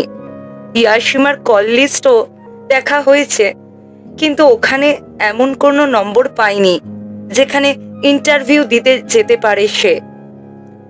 সেক্ষেত্রে এটা ধরে নেওয়া যায় যে ক্যাফেতে চাকরির ইন্টারভিউ দিতে গিয়েছিল সে। এটা একটা সম্ভাবনা অবশ্যই। তার প্রেমিকার মতে সেদিন ইয়াশিমা বিকেলে ফোনে মেসেজ দিয়ে বলেছিল চাকরির ব্যাপারে একজনের সাথে দেখা করতে যাবে। ঘুরে মাতসুমিয়া আর কাগার দিকে তাকালো ইশিগাকি। ইয়াশিমা এবং ভিকটিমের মধ্যে সম্ভাব্য কোনো সংযোগ খুঁজে পেলে নাকি? কাগার দিকে এক নজর তাকালো মাতসুমিয়া। মাথা নাড়ল কাগা, যেন বলতে চাইছে তুমি বলো। এ কথা এখনই পুরোপুরি নিশ্চিতভাবে বলা যাচ্ছে না যে তাকিয়াকি এবং ইয়াশিমার মধ্যে কোনো যোগাযোগ ছিল। ভিকটিম তার বেশিরভাগ সময় কাটাতো শিনজুকুর হেড অফিসে, আর ফ্যাক্টরিটা অবস্থিত কুনিতাচিতে। সেখানে খুব বেশি যেতে হতো না তাকে। এমনটা বলছি না যে কখনোই যায়নি, তদারকির কারণে মাঝে মাঝে নিশ্চয়ই যেতেই হতো। তখন যে তাদের মধ্যে কথাবার্তা হয়নি সেটাও হলফ করে বলা যাবে না। চোয়ালে হাত বুলালো ইশিগাকি। আচ্ছা, তর্কের খাতিরে ধরে নিলাম তারা দেখা করেছিল ক্যাফেতে। সেক্ষেত্রে কিন্তু টাকা পয়সা এই অপরাধের একমাত্র মোটিভ থাকছে না। আর যদি টাকা মোটিভ না হয় তাহলে মোটিভটা কি? সেই ব্যাপারে আমার নিজের কিছু ধারণা আছে, মাতসুমিয়া বলে। কাওরি নাকাহারের সাথে কথা বলে যা বুঝলাম, কানেসাকি মেটালস থেকে হুট করে চাকরি চলে যাওয়াটা স্বাভাবিকভাবে নেয়নি সে। কিন্তু আমরা যখন কোম্পানির এইচআরে যোগাযোগ করলাম সেখান থেকে বলা হলো তার চুক্তির মেয়াদ ফুরিয়ে যাওয়ায় সেটা আর নবায়ন করা হয়নি। সমস্যার কিছু ছিল না সেখানে। অর্থাৎ দুই পক্ষেরই কথা মিলছে না। অনেক কোম্পানি কিন্তু গণহারে লোক ছাঁটাই করছে ইদানিং, সেটা নিশ্চয়ই জানো। কিন্তু ইয়াশিমা তার চুক্তি নবায়ন না হওয়ায় অসন্তুষ্ট হয় এবং তাকিয়াকি আওয়াগির সাথে সেই বিষয়ে কথা বলার জন্য দেখা করে। এমনটা ভেবে নেওয়া তো অযৌক্তিক হচ্ছে না, কি বলো? তবে এভাবে চিন্তা করতে হলে প্রথমেই ধরে নিতে হবে তাদের মধ্যে যোগাযোগ ছিল, যেটার সপক্ষে কোনো শক্ত প্রমাণ নেই। ইয়াশিমা তার গার্লফ্রেন্ডকে যে মেসেজ পাঠিয়েছিল সেটার সাথেও কিন্তু মিলে যাচ্ছে। সে যদি আসলেও তাকিয়াকির সাথে দেখা করে তাহলে তো সেটার চাকরির জন্যই নাকি? কিন্তু সেক্ষেত্রে ছুরির হিসাবটা মিলছে না। ইয়াশিমা সাথে করে ছুরি নিয়ে যাবে কেন? তাকিয়াকিকে হুমকি দেওয়ার জন্য নিতে পারে। এবারে কোবায়াশি বলল কথাটা। ইয়াশিমার হয়তো তাকে খুন করার কোনো ইচ্ছা ছিল না, সাথে করে ছুরিটা নিয়ে গিয়েছিল যেন তার কথার গুরুত্ব দিয়ে শোনে সে। কিন্তু আলোচনা মনমাফিক না হওয়ায় হঠাৎ মাথায় রক্ত চড়ে যায় ইয়াশিমার। মুহূর্তের উত্তেজনার বশে ছুরি চালিয়ে দেয়। এমনটা হতেই পারে কিন্তু। গম্ভীর ভঙ্গিতে কিছু একটা ভাবছে ইশিকাকি।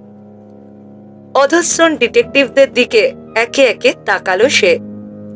ছুরির ব্যাপারে তোমরা কিছু জানতে পেরেছ?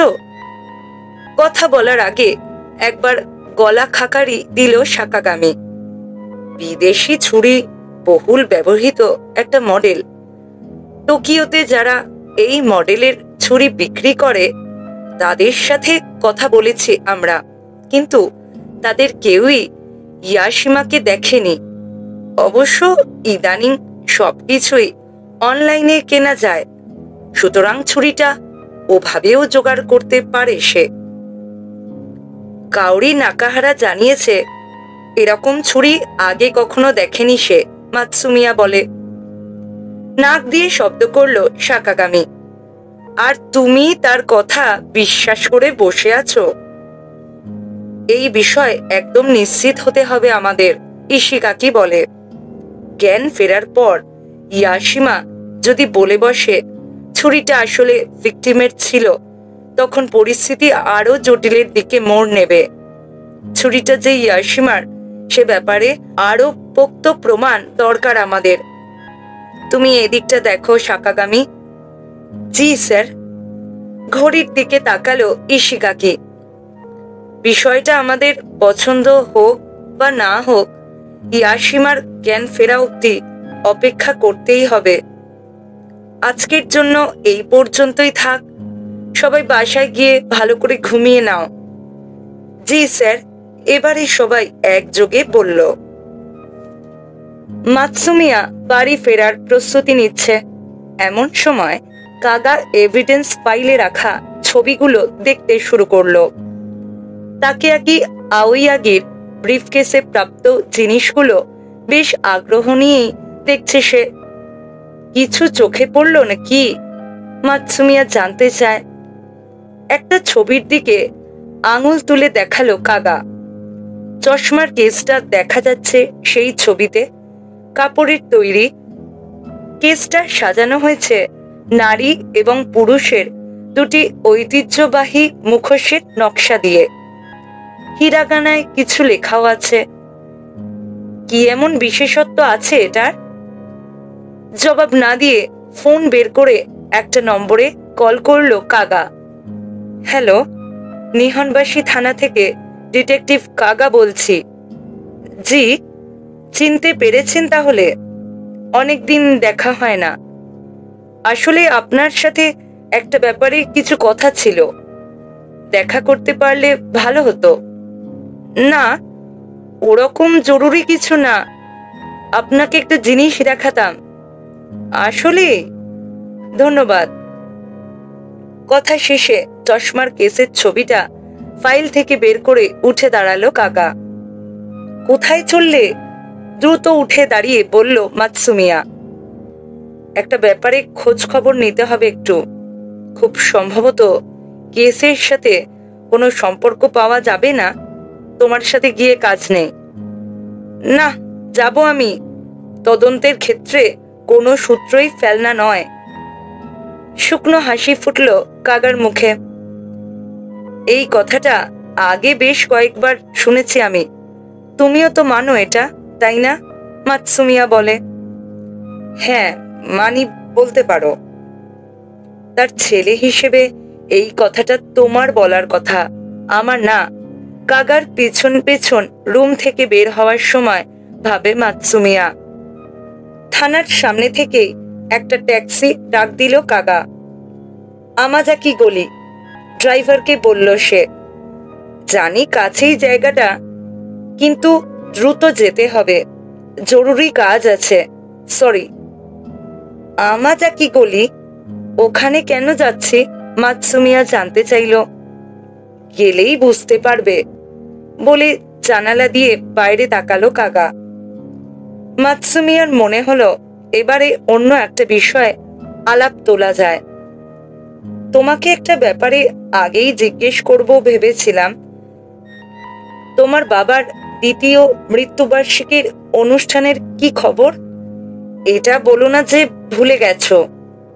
ফুফাতো ভাইয়ের দিকে তাকালো কাগা, চেহারায় হতাশা। না, স্মৃতিসভা হবে এবারে। ফুপু আর তোমার জন্যই করছি আসলে, না হলে দুজন মুখ বেঁকিয়ে বসে থাকতে। মিস কানামরির সাথে দেখা করেছিলাম গতকাল, তিনিই সব বন্দোবস্ত করবেন। এসব নিয়ে আলাপের মধ্যেই এই কেসের ফোন আসে। যাক, স্বস্তি পেলাম একটু।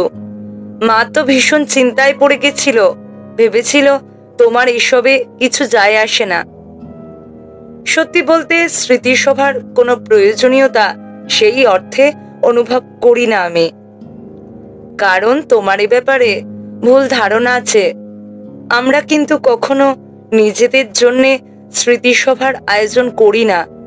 তোমার বাবার পরিবারে তুমি একমাত্র মানুষ নও, কিয়োচিরো, আরো অনেকে আছে। তুমি যদি কোনো সভার ব্যবস্থা না করো, তাহলে কেউ মামার স্মৃতিচারণ করার সুযোগই পাবে না। আচ্ছা আচ্ছা, বললাম তো করব। এসব কথাবার্তা থামাও এখন। বিরক্ত ভঙ্গিতে একবার হাত নাড়ল কাকা। নিন গিয়োচো বুলভার্ডের দিকে মোড় নিল ট্যাক্সি। আমাজাকি গলির ঠিক আগে চালককে থামতে বলল কাকা। সামনেরটা ওয়ান ওয়ে রাস্তা, আমরা হেঁটেই যাব এখান থেকে। গলি ধরে দ্রুত পায়ে হেঁটে যাচ্ছে কাকা। বাধ্য হয়ে মাতসুমিয়াকেও ছুটতে হচ্ছে। আমাজাকি গলির দুধারে অনেকগুলো ছোট ছোট দোকান, কিন্তু ওগুলোর বেশিরভাগই বন্ধ হয়ে গেছে। টোকিওর এই একটা জায়গা যেখানে এখনো এদো যুগের ঘ্রাণ পাওয়া যায়। এমন কিছু জিনিস কেনা বেচা হয় এখানে, যা গোটা শহরে আর কোথাও পাওয়া যায় না। বেতের ঝুড়ি, সামিসেন বা জাপানি বাদ্যযন্ত্র, পাইকারি মূল্যে চা সহ আরো অনেক কিছু। দিনের বেলা এখানে ঘুরতে ভালোই লাগবে, মাতসুমিয়া ভাবে। এই দোকানের রাইস ক্র্যাকারের স্বাদ চমৎকার। ওমাকারা নামের একটা রাইস ক্র্যাকার দোকান দেখিয়ে বলল কাকা। তোমাকে হিংসে হচ্ছে, এত সুন্দর একটা জায়গায় ঘুরতে পারো। কি আর বলবো, চাকরির খাতিরে আসতে হয়েছে কয়েকবার। কাগা নিহনবাসী থানায় বদলি হয়ে আসার কিছুদিনের মধ্যে কোদেন মাচুতে একটা খুন হয়। মাতসুমিয়া সেই কেসটার ব্যাপারে খুব বেশি কিছু জানে না, শুধু এটুকু জানে যে কাগার বড় ভূমিকা ছিল হত্যা রহস্যের সমাধানে। এই থানাতেও নিজের ছাপ রেখে যেতে দৃঢ় প্রতিজ্ঞ ওর মামাতো ভাই। কিছুটা সামনে একটা দোকানের দরজায় আলো দেখা যাচ্ছে। পর্দা অবশ্য নামিয়ে দেয়া হয়েছে। সামনে সাইনবোর্ডের নাম লেখা হোজুকিয়া। নানা রকম হস্তশিল্পের জিনিসের ঠাসা দোকানটা। এসে পড়েছি আমরা, দরজায় ঠেলা দিয়ে বলে কাগা। হ্যালো, কেমন আছেন? অনেকদিন পর দেখা হলো। এক মহিলা এগিয়ে এলো ওদের দিকে, মুখে দরাজ হাসি। তার চেহারা দেখে মাতসুমিয়ার মনে হলো 50-এর আশেপাশে বয়স। গোলগাল চেহারা, সরু চোখ জোড়া, নাকের দিকটায় কিছুটা বাঁকানো। এভাবে হুট করে এসে পড়ায় দুঃখিত, কাগা বলে। ব্যাপার না, এই সময় এমনিতেও কাজ কম থাকে। নতুন কোনো কেস নাকি? হ্যাঁ, মাথা নেড়ে বলে কাগা। হতাশ ভঙ্গিতে মাথা নাড়ে মহিলা। দিন দিন জঘন্য হয়ে উঠছে এই শহরের পরিবেশ, তাই না? সম্মতির আশায় মাতসুমিয়ার দিকে তাকালো সে। ওর সাথে আগে কখনো দেখা হয়নি তার। মাথা নেড়ে মুখ দিয়ে কোনো রকমে একবার অস্ফুট শব্দ করলো মাতসুমিয়া। আপনাকে আসলে এটা দেখাতে এসেছি। মহিলাকে চশমার কেসটার ছবি দেখালো কাকা।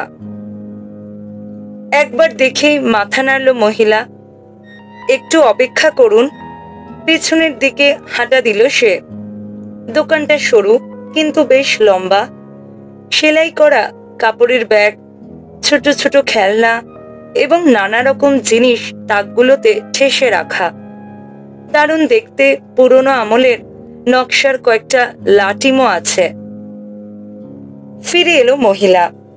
এই নিন বলে কাপড়ের একটা চশমার কেস ওদের দিকে বাড়িয়ে ধরল সে। ছবির কেসটার সাথে হুবহু মিলে গেছে ওটা। তাহলে এখান থেকেই কেনা হয়েছিল জিনিসটা। ঠিকই ভেবেছিলাম। এই নকশাটা এখানে আগেও কয়েকবার দেখেছি আমি, তাই ভাবলাম এখান থেকেই কেনা হয়তো। আমাদের দোকান ছাড়া এরকম নকশার জিনিস অন্য কোথাও খুব বেশি পাওয়া যায় না। ভদ্রমহিলা ব্যাখ্যা করে বলল যে কাপড়ের ওপর এমন নকশা জিদাই কোমেন নামে পরিচিত। তাদের দোকানে এরকম নকশার আরো কিছু আইটেম আছে। এরপর কাগা দ্বিতীয় ছবিটা দেখালো তাকে। তাকেয়াকি আওয়াইয়াগির পাসপোর্ট সাইজ ছবি। হ্যাঁ, এই ভদ্রলোককে চিনি, মাথা ওপর নিচ করে বলল মহিলা। এখানে এসেছিল। কবে সেটা? এই ধরুন। ছবিটার দিকে চিন্তামগ্ন দৃষ্টিতে কিছুক্ষণ তাকিয়ে রইল মহিলা। মাসখানেক আগে। এর আগের বার এসেছিল গ্রীষ্মের সময়, মনে আছে, কারণ ভীষণ গরম ছিল সে সময়। গ্রীষ্মে? অর্থাৎ এখানে একাধিকবার সে এসেছে? হ্যাঁ, দোকানে কেউ একবারের বেশি এলে তার চেহারা ভুলি না আমি। আত্মতুষ্ট কণ্ঠে কথাটা বলে ছবিটা কাগাকে ফিরিয়ে দিল সে। তার সাথে কথা হয়েছিল আপনার? খুব বেশি না, দোকানে কি কি পাওয়া যায় সেই ব্যাপারে বিস্তারিত বলেছিলাম, যেটা সবাইকেই বলি। আপনি যেদিন প্রথমবার আসেন সেদিন শুনেছিলেন নিশ্চয়ই, ওইটাই। তাকে দেখে কি মনে হয়েছিল আপনার? কি মনে হয়েছিল? আর সবাই যেভাবে মনোযোগ দিয়ে আমার কথা শোনে সেভাবেই শুনছিল সেও। কে জানে, হয়তো মনে মনে ভাবছিল বুড়ি আমাকে একা ছেড়ে দিলেই পারে। কি বকবক করছে তখন থেকে। কথাটা বলে তারস্বরে হেসে উঠল মহিলা। বিদায় জানিয়ে হোচুকিয়া থেকে বেরিয়ে এলো কাগা আর মাতসুমিয়া। তবে ফিরতি পথ না ধরে আমাজাকি গলির আরো ভেতরের দিকে পা চালালো কাগা। মামাতো ভাইয়ের মনে অন্য কিছু চলছে বুঝতে পেরে মুখ বন্ধ রাখলো মাতসুমিয়া। চুপচাপ পেছন পেছন চলল সে। নিহনবাসীতে পোস্টিং হওয়ার পর যে এখানকার আনাচে কানাচে চষে ফেলেছে সে, সেটা স্পষ্ট। আর সেই জন্যই চশমার কেসে নকশাটা দেখা মাত্র বুঝতে পেরেছে স্থানীয় এক দোকান থেকে কেনা হয়েছে ওটা। সেই জন্যই তাকেয়াকি আওয়াইয়াগির বাসায় গিয়ে জানতে চেয়েছিল নিহনবাসীতে প্রায় আসা হয় কিনা তার। একটা চওড়া রাস্তা পার হওয়ার পর নিজেকে লম্বা সরু একটা পার্কের সামনে আবিষ্কার করলো মাতসুমিয়া। পার্কটায় যোদ্ধা সন্ন্যাসী বেনকেইয়ের একটা মূর্তি দেখা যাচ্ছে। দুটো রাস্তার মাঝখানে যেন কোনো মতে ঢুকিয়ে দেয়া হয়েছে পার্কটা। চওড়া একটা বুলভার্ডের মতন লাগছে দেখতে। ভেতরে ঢুকলো কাগা। একে বেঁকে চলে যাওয়া পথটা দুপাশে পাতাহীন বৃক্ষের সারি। একটা বেঞ্চে গিয়ে বসলো কাগা। তার পাশে গিয়ে দাঁড়িয়ে আশেপাশে তাকালো মাতসুমিয়া। আমার মাথায় যে জায়গাটার কথা ঘুরছে এটাই কি সেটা? হামাচো গ্রিন রোড, কাগা বলে। এইখানেই লুকোনোর চেষ্টা করেছিল ফুয়ুকি ইয়াশিমা। এত দূর এসেছিল সে? ক্রাইম সিন থেকে আসলে খুব বেশি দূরে না জায়গাটা, 2 কিলোমিটারের মতন হবে বড়জোর। এদোবাসী ব্রিজ পার হয়ে কিছু দূর সামনে এগোলেই পার্কটা চোখে পড়বে। অন্য আরেকটা পথের দিকে হাত তুলে দেখালো কাগা। এই রাস্তাটা যেখানে শেষ হয়েছে সেদিক দিয়ে পার্ক থেকে ছুটে বেরিয়েছিল ইয়াশিমা। দুর্ভাগ্যবশত একটা ট্রাকের সামনে গিয়ে পড়ে। মাথা নাড়ল মাতসুমিয়া। এবারে ও বুঝতে পারছে কিভাবে দুর্ঘটনাটা হয়েছিল সেদিন। আওয়াগি এখানে কেন এসেছিল সেটা ভাবছি আমি, কাগা বলে। এটা বিশ্বাস করা একটু কঠিন যে শুধু কেনাকাটা করতে এত দূর এসেছিল সে। বরং এখানে হাঁটতে হাঁটতে হয়তো দোকানটা চোখে পড়ে যায়। অন্য কোনো উদ্দেশ্যে এই এলাকায় আসা হয়েছিল তার। সেই উদ্দেশ্যের ব্যাপারে পরিবারের কারোর সাথে কোনো প্রকার আলাপ আলোচনা না করাটাই সন্দেহজনক অবশ্যই, কিন্তু সেটার সাথে তার খুন হওয়ার কোনো সম্পর্ক আছে জানি না। আরেকটা ব্যাপারে খটকা লেগেছে আমার, তার ক্যামেরায় কিন্তু কোনো ছবি সেভ করা ছিল না। পার্ক থেকে বের হয়ে আবারও আমাজাকি গলির দিকে এগোলো ওরা। বেশ কয়েকটা খালি ট্যাক্সি পাশ দিয়ে ছুটে গেলেও কাগা দ্বিতীয়বার চোখ তুলে তাকালো না ওগুলোর দিকে। এই সময় ডান দিকে তামাহিদের সাইনবোর্ড চোখে পড়ল মাতসুমিয়ার। চিকেন এবং রাইস বোউলের জন্য বিখ্যাত রেস্তোরাঁটা।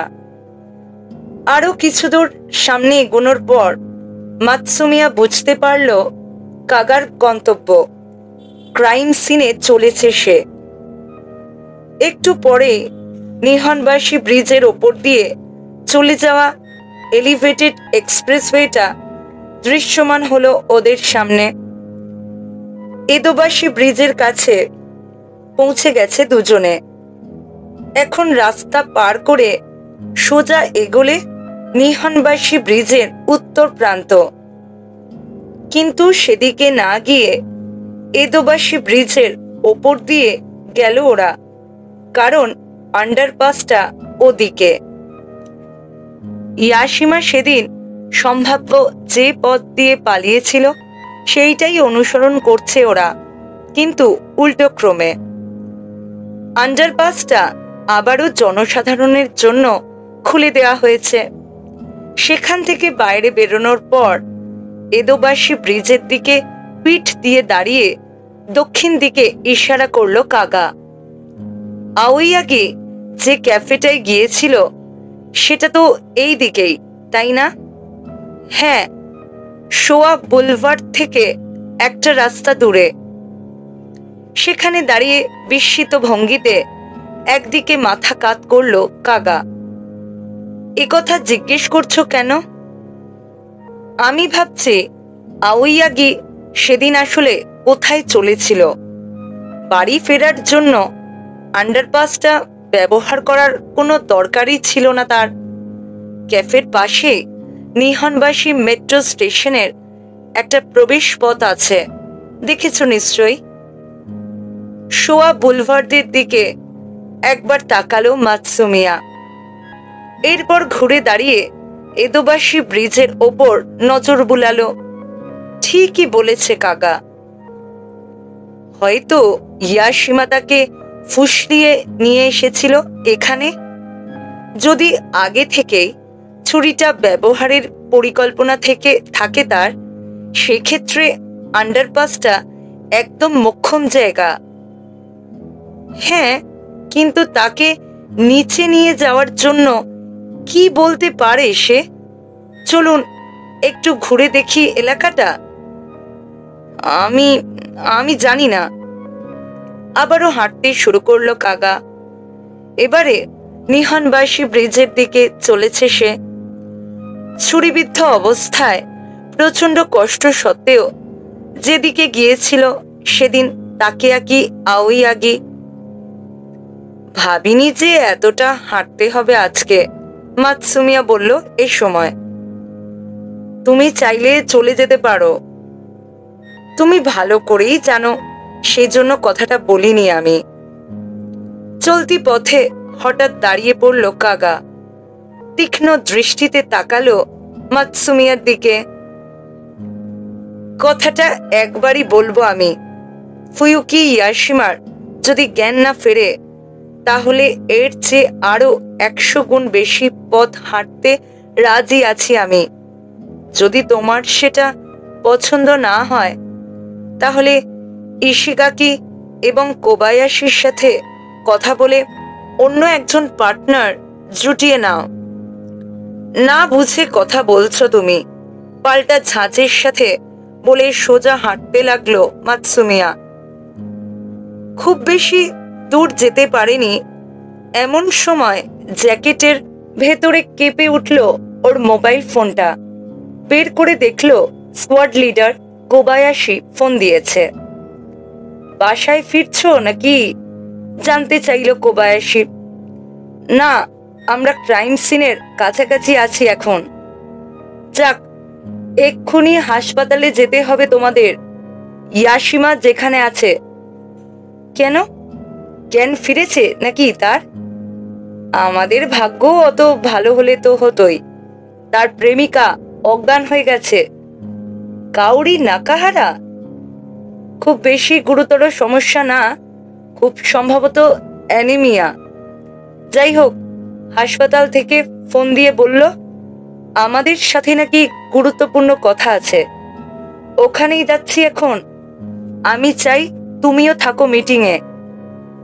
জি স্যার, এখনই রওনা হচ্ছি। কলটা কেটে দিয়ে কাগাকে সব খুলে বলল মাতসুমিয়া। আমি আসবো তোমার সাথে?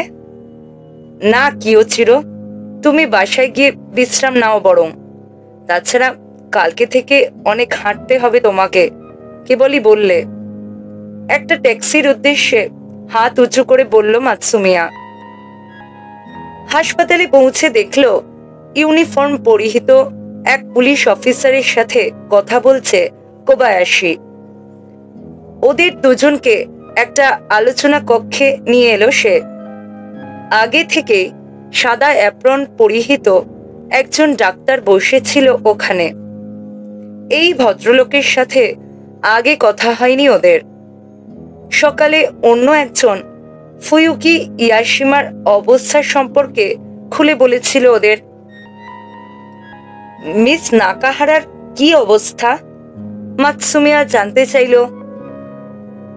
একটা খালি কেবিনে তাকে নিয়ে গেছি আমরা। ওয়েটিং এরিয়াতেই অজ্ঞান হয়ে গেছিল বেচারি, ডাক্তার বলল। কালকে রাত থেকে 1 মিনিটের জন্য ঘুমায়নি। আমি বুঝতে পারছি যে বয়ফ্রেন্ডের সাথে থাকতে চায় সে, কিন্তু এভাবে চলতে থাকলে ক্লান্তিতে শরীর ভেঙে পড়বে, সেটাই স্বাভাবিক। পরবর্তী কথাটা কণ্ঠস্বর কিছুটা খাঁদে নামিয়ে বলল ডাক্তার। আসলে তার নিজের শরীরও কিন্তু ভালো না।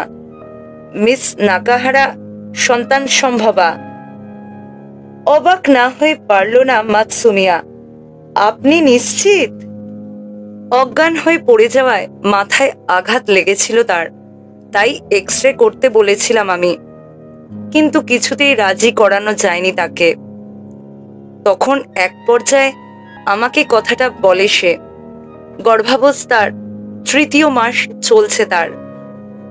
মুখ চাওয়াচাই করল মাতসুমিয়া আর কোবায়াশি। কি বলবে বুঝতে পারছে না কেউই। এরকম কিছু যে শুনতে হবে তা কল্পনাতেও আসেনি ওদের। এটা যেহেতু মিস নাকাহারার একান্ত ব্যক্তিগত ব্যাপার, তাই অন্য কারোর সাথে এ ব্যাপারে কথা বলা ঠিক হবে কিনা সেটা নিয়ে ভেবেছি অনেকক্ষণ। কিন্তু আপনাদের কাছ থেকে কিছু গোপন করা সমীচীন মনে হয়নি এই মুহূর্তে। হাসপাতালের পরিচালকের সাথে কথা বলেছি, তখনই সিদ্ধান্ত নিই পুলিশকে জানাবো। মিসেস নাকাহারাকেও বলেছি যে আপনাদের সাথে এই ব্যাপারে আলাপ হবে। প্রতিটা বাক্য যেন আগে থেকেই তৈরি করে রেখেছিল ডাক্তার ভদ্রলোক। ওনার সাথে একটু কথা বলা যাবে? কোবায়াশি জিজ্ঞেস করে। হ্যাঁ, যাবে এখন। অনেকক্ষণ বিশ্রাম নিয়েছেন মিস নাকাহারা। বল ফিরে পেয়েছেন নিশ্চয়ই। তাকে দয়া করে বুঝিয়ে বলবেন যেন বাড়ি ফিরে যান। কিছু না বলে এক মুহূর্ত ভাবল কোবায়াশি। চলো একবার দেখে আসি তাকে, মাতসুমিয়ার উদ্দেশ্যে বলল সে। আর ইয়াশিমার কি খবর?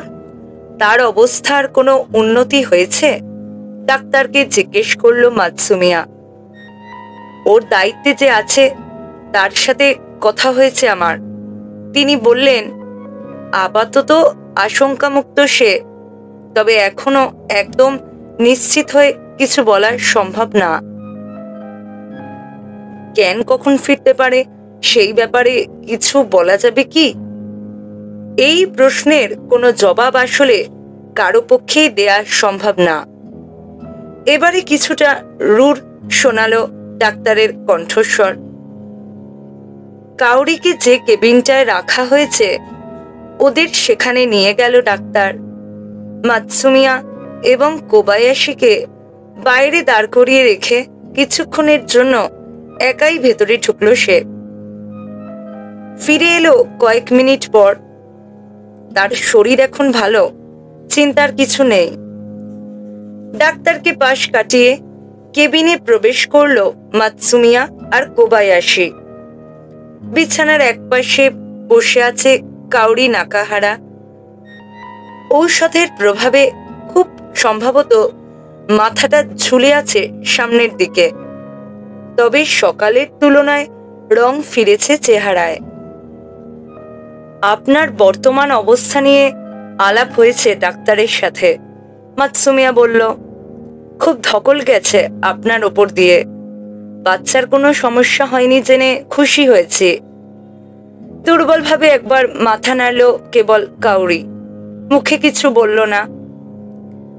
আজকে সকালে যখন আপনাকে জিজ্ঞেস করা হয়েছিল নিকট অতীতে আপনাদের জীবনে বড় কোনো পরিবর্তন এসেছিল কিনা, তখন কিন্তু না বলেছিলেন।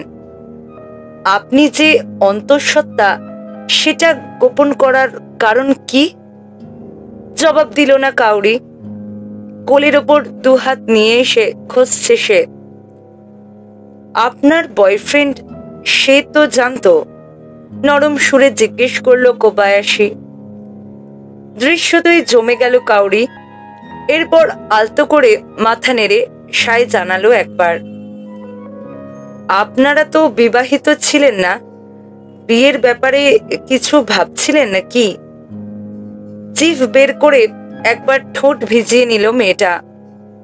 হ্যাঁ, আর কিছুদিনের মধ্যেই রেজিস্ট্রি করতাম, বলল সে। ফুয়ুকিকে বলেছিলাম বাবু হওয়ার আগে সব আনুষ্ঠানিকতা শেষ করে ফেলা উচিত।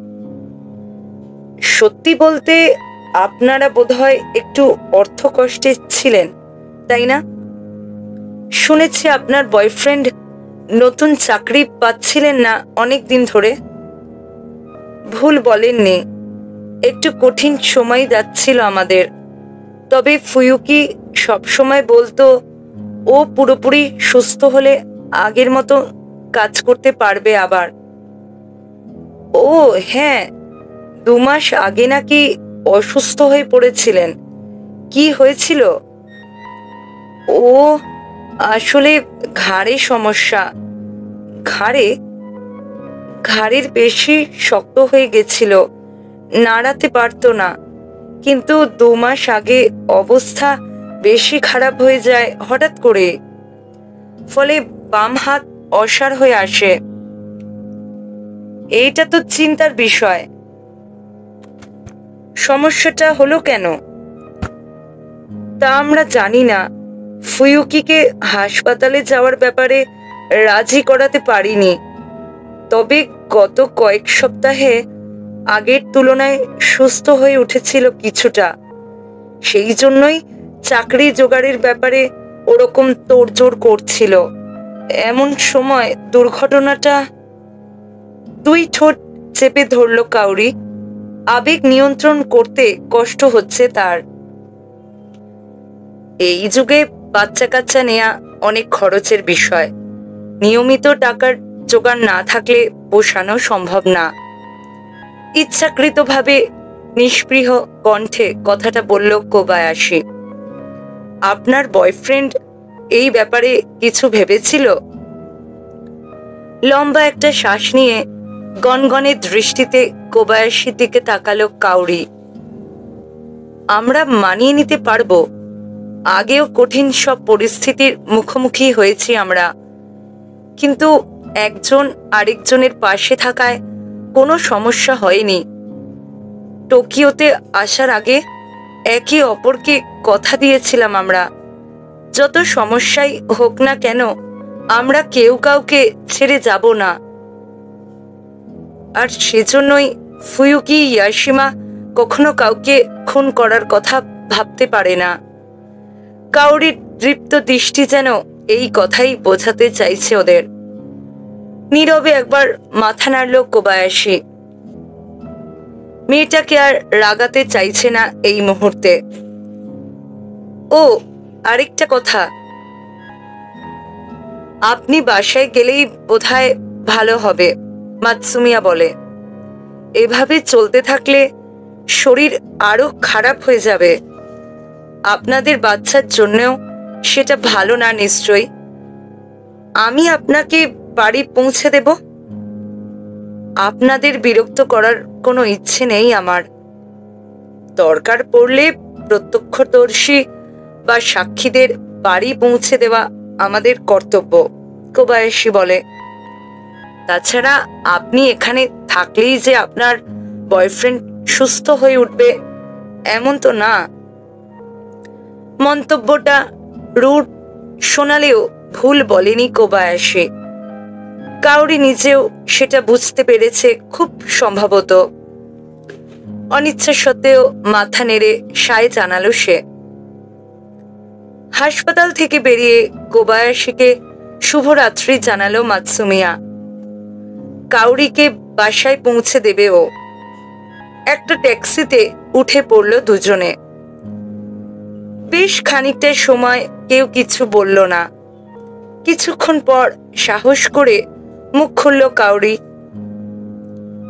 আমি শুনেছি যে লোকটা মারা গেছে সে বুকে ছুরি নিয়ে নিহনবাসী ব্রিজ পর্যন্ত গিয়েছিল। ঠিক শুনেছেন। ওটা তো ওই বিখ্যাত ব্রিজটা, জাপানের সমস্ত রাস্তা শুরু হয় যেখান থেকে। কিলোমিটার 0 বা 0 পয়েন্ট বলে বোধ হয়। হ্যাঁ ওটাই। হঠাৎ এ কথা। কয়েকবার ছোট ছোট শ্বাস নিল কাউরি, আর চোখে মেঝের দিকে তাকালো। আমরা যখন হিচ হাইক করে টোকিও পৌঁছাই তখন ওখানেই নেমেছিলাম। হিচ হাইক অর্থাৎ কারো গাড়ি বা অন্য কোনো বাহনে লিফট নিয়ে কোথাও যাওয়া। আপনারা এভাবে এসেছেন টোকিওতে? কবেকার কথা এটা? মাতসুমিয়ার বলার ভঙ্গিতে নিশ্চয় মজার কিছু ছিল।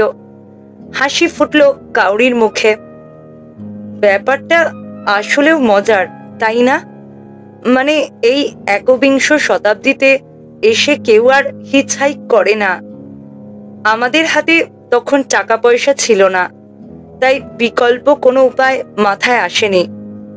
ভাগ্য ভালো এখনো অনেকে আছে যারা লিফট দেয় মানুষকে। তাদের জন্যই সম্ভব হয়েছে ব্যাপারটা। গাড়িতে ওঠার পর যখন জিজ্ঞেস করা হতো টোকিওর কোথায় যাব আমরা, প্রতিবারই উত্তর দিতাম যেখানে রাস্তা শেষ হয়। শেষবার একজন ট্রাক ড্রাইভার লিফট দেয় আমাদের। সেই নিহনবাসী ব্রিজের ওখানে নামিয়েছিল। ব্রিজে দাঁড়িয়ে 2 হাত ছুড়ে খুশিতে বেশ কিছুক্ষণ লাফালাফিও করি আমরা। ব্যাগ থেকে একটা রুমাল বের করে চোখ মুছল কাউরি। সরি, কি বলা উচিত বুঝতে না পেরে অন্যদিকে মুখ ফিরিয়ে নিল মাতসুমিয়া। এইখানেই শেষ হলো এই গল্পের পর্ব 2। পর্ব 3 নিয়ে খুব শীঘ্রই ফিরে আসবো।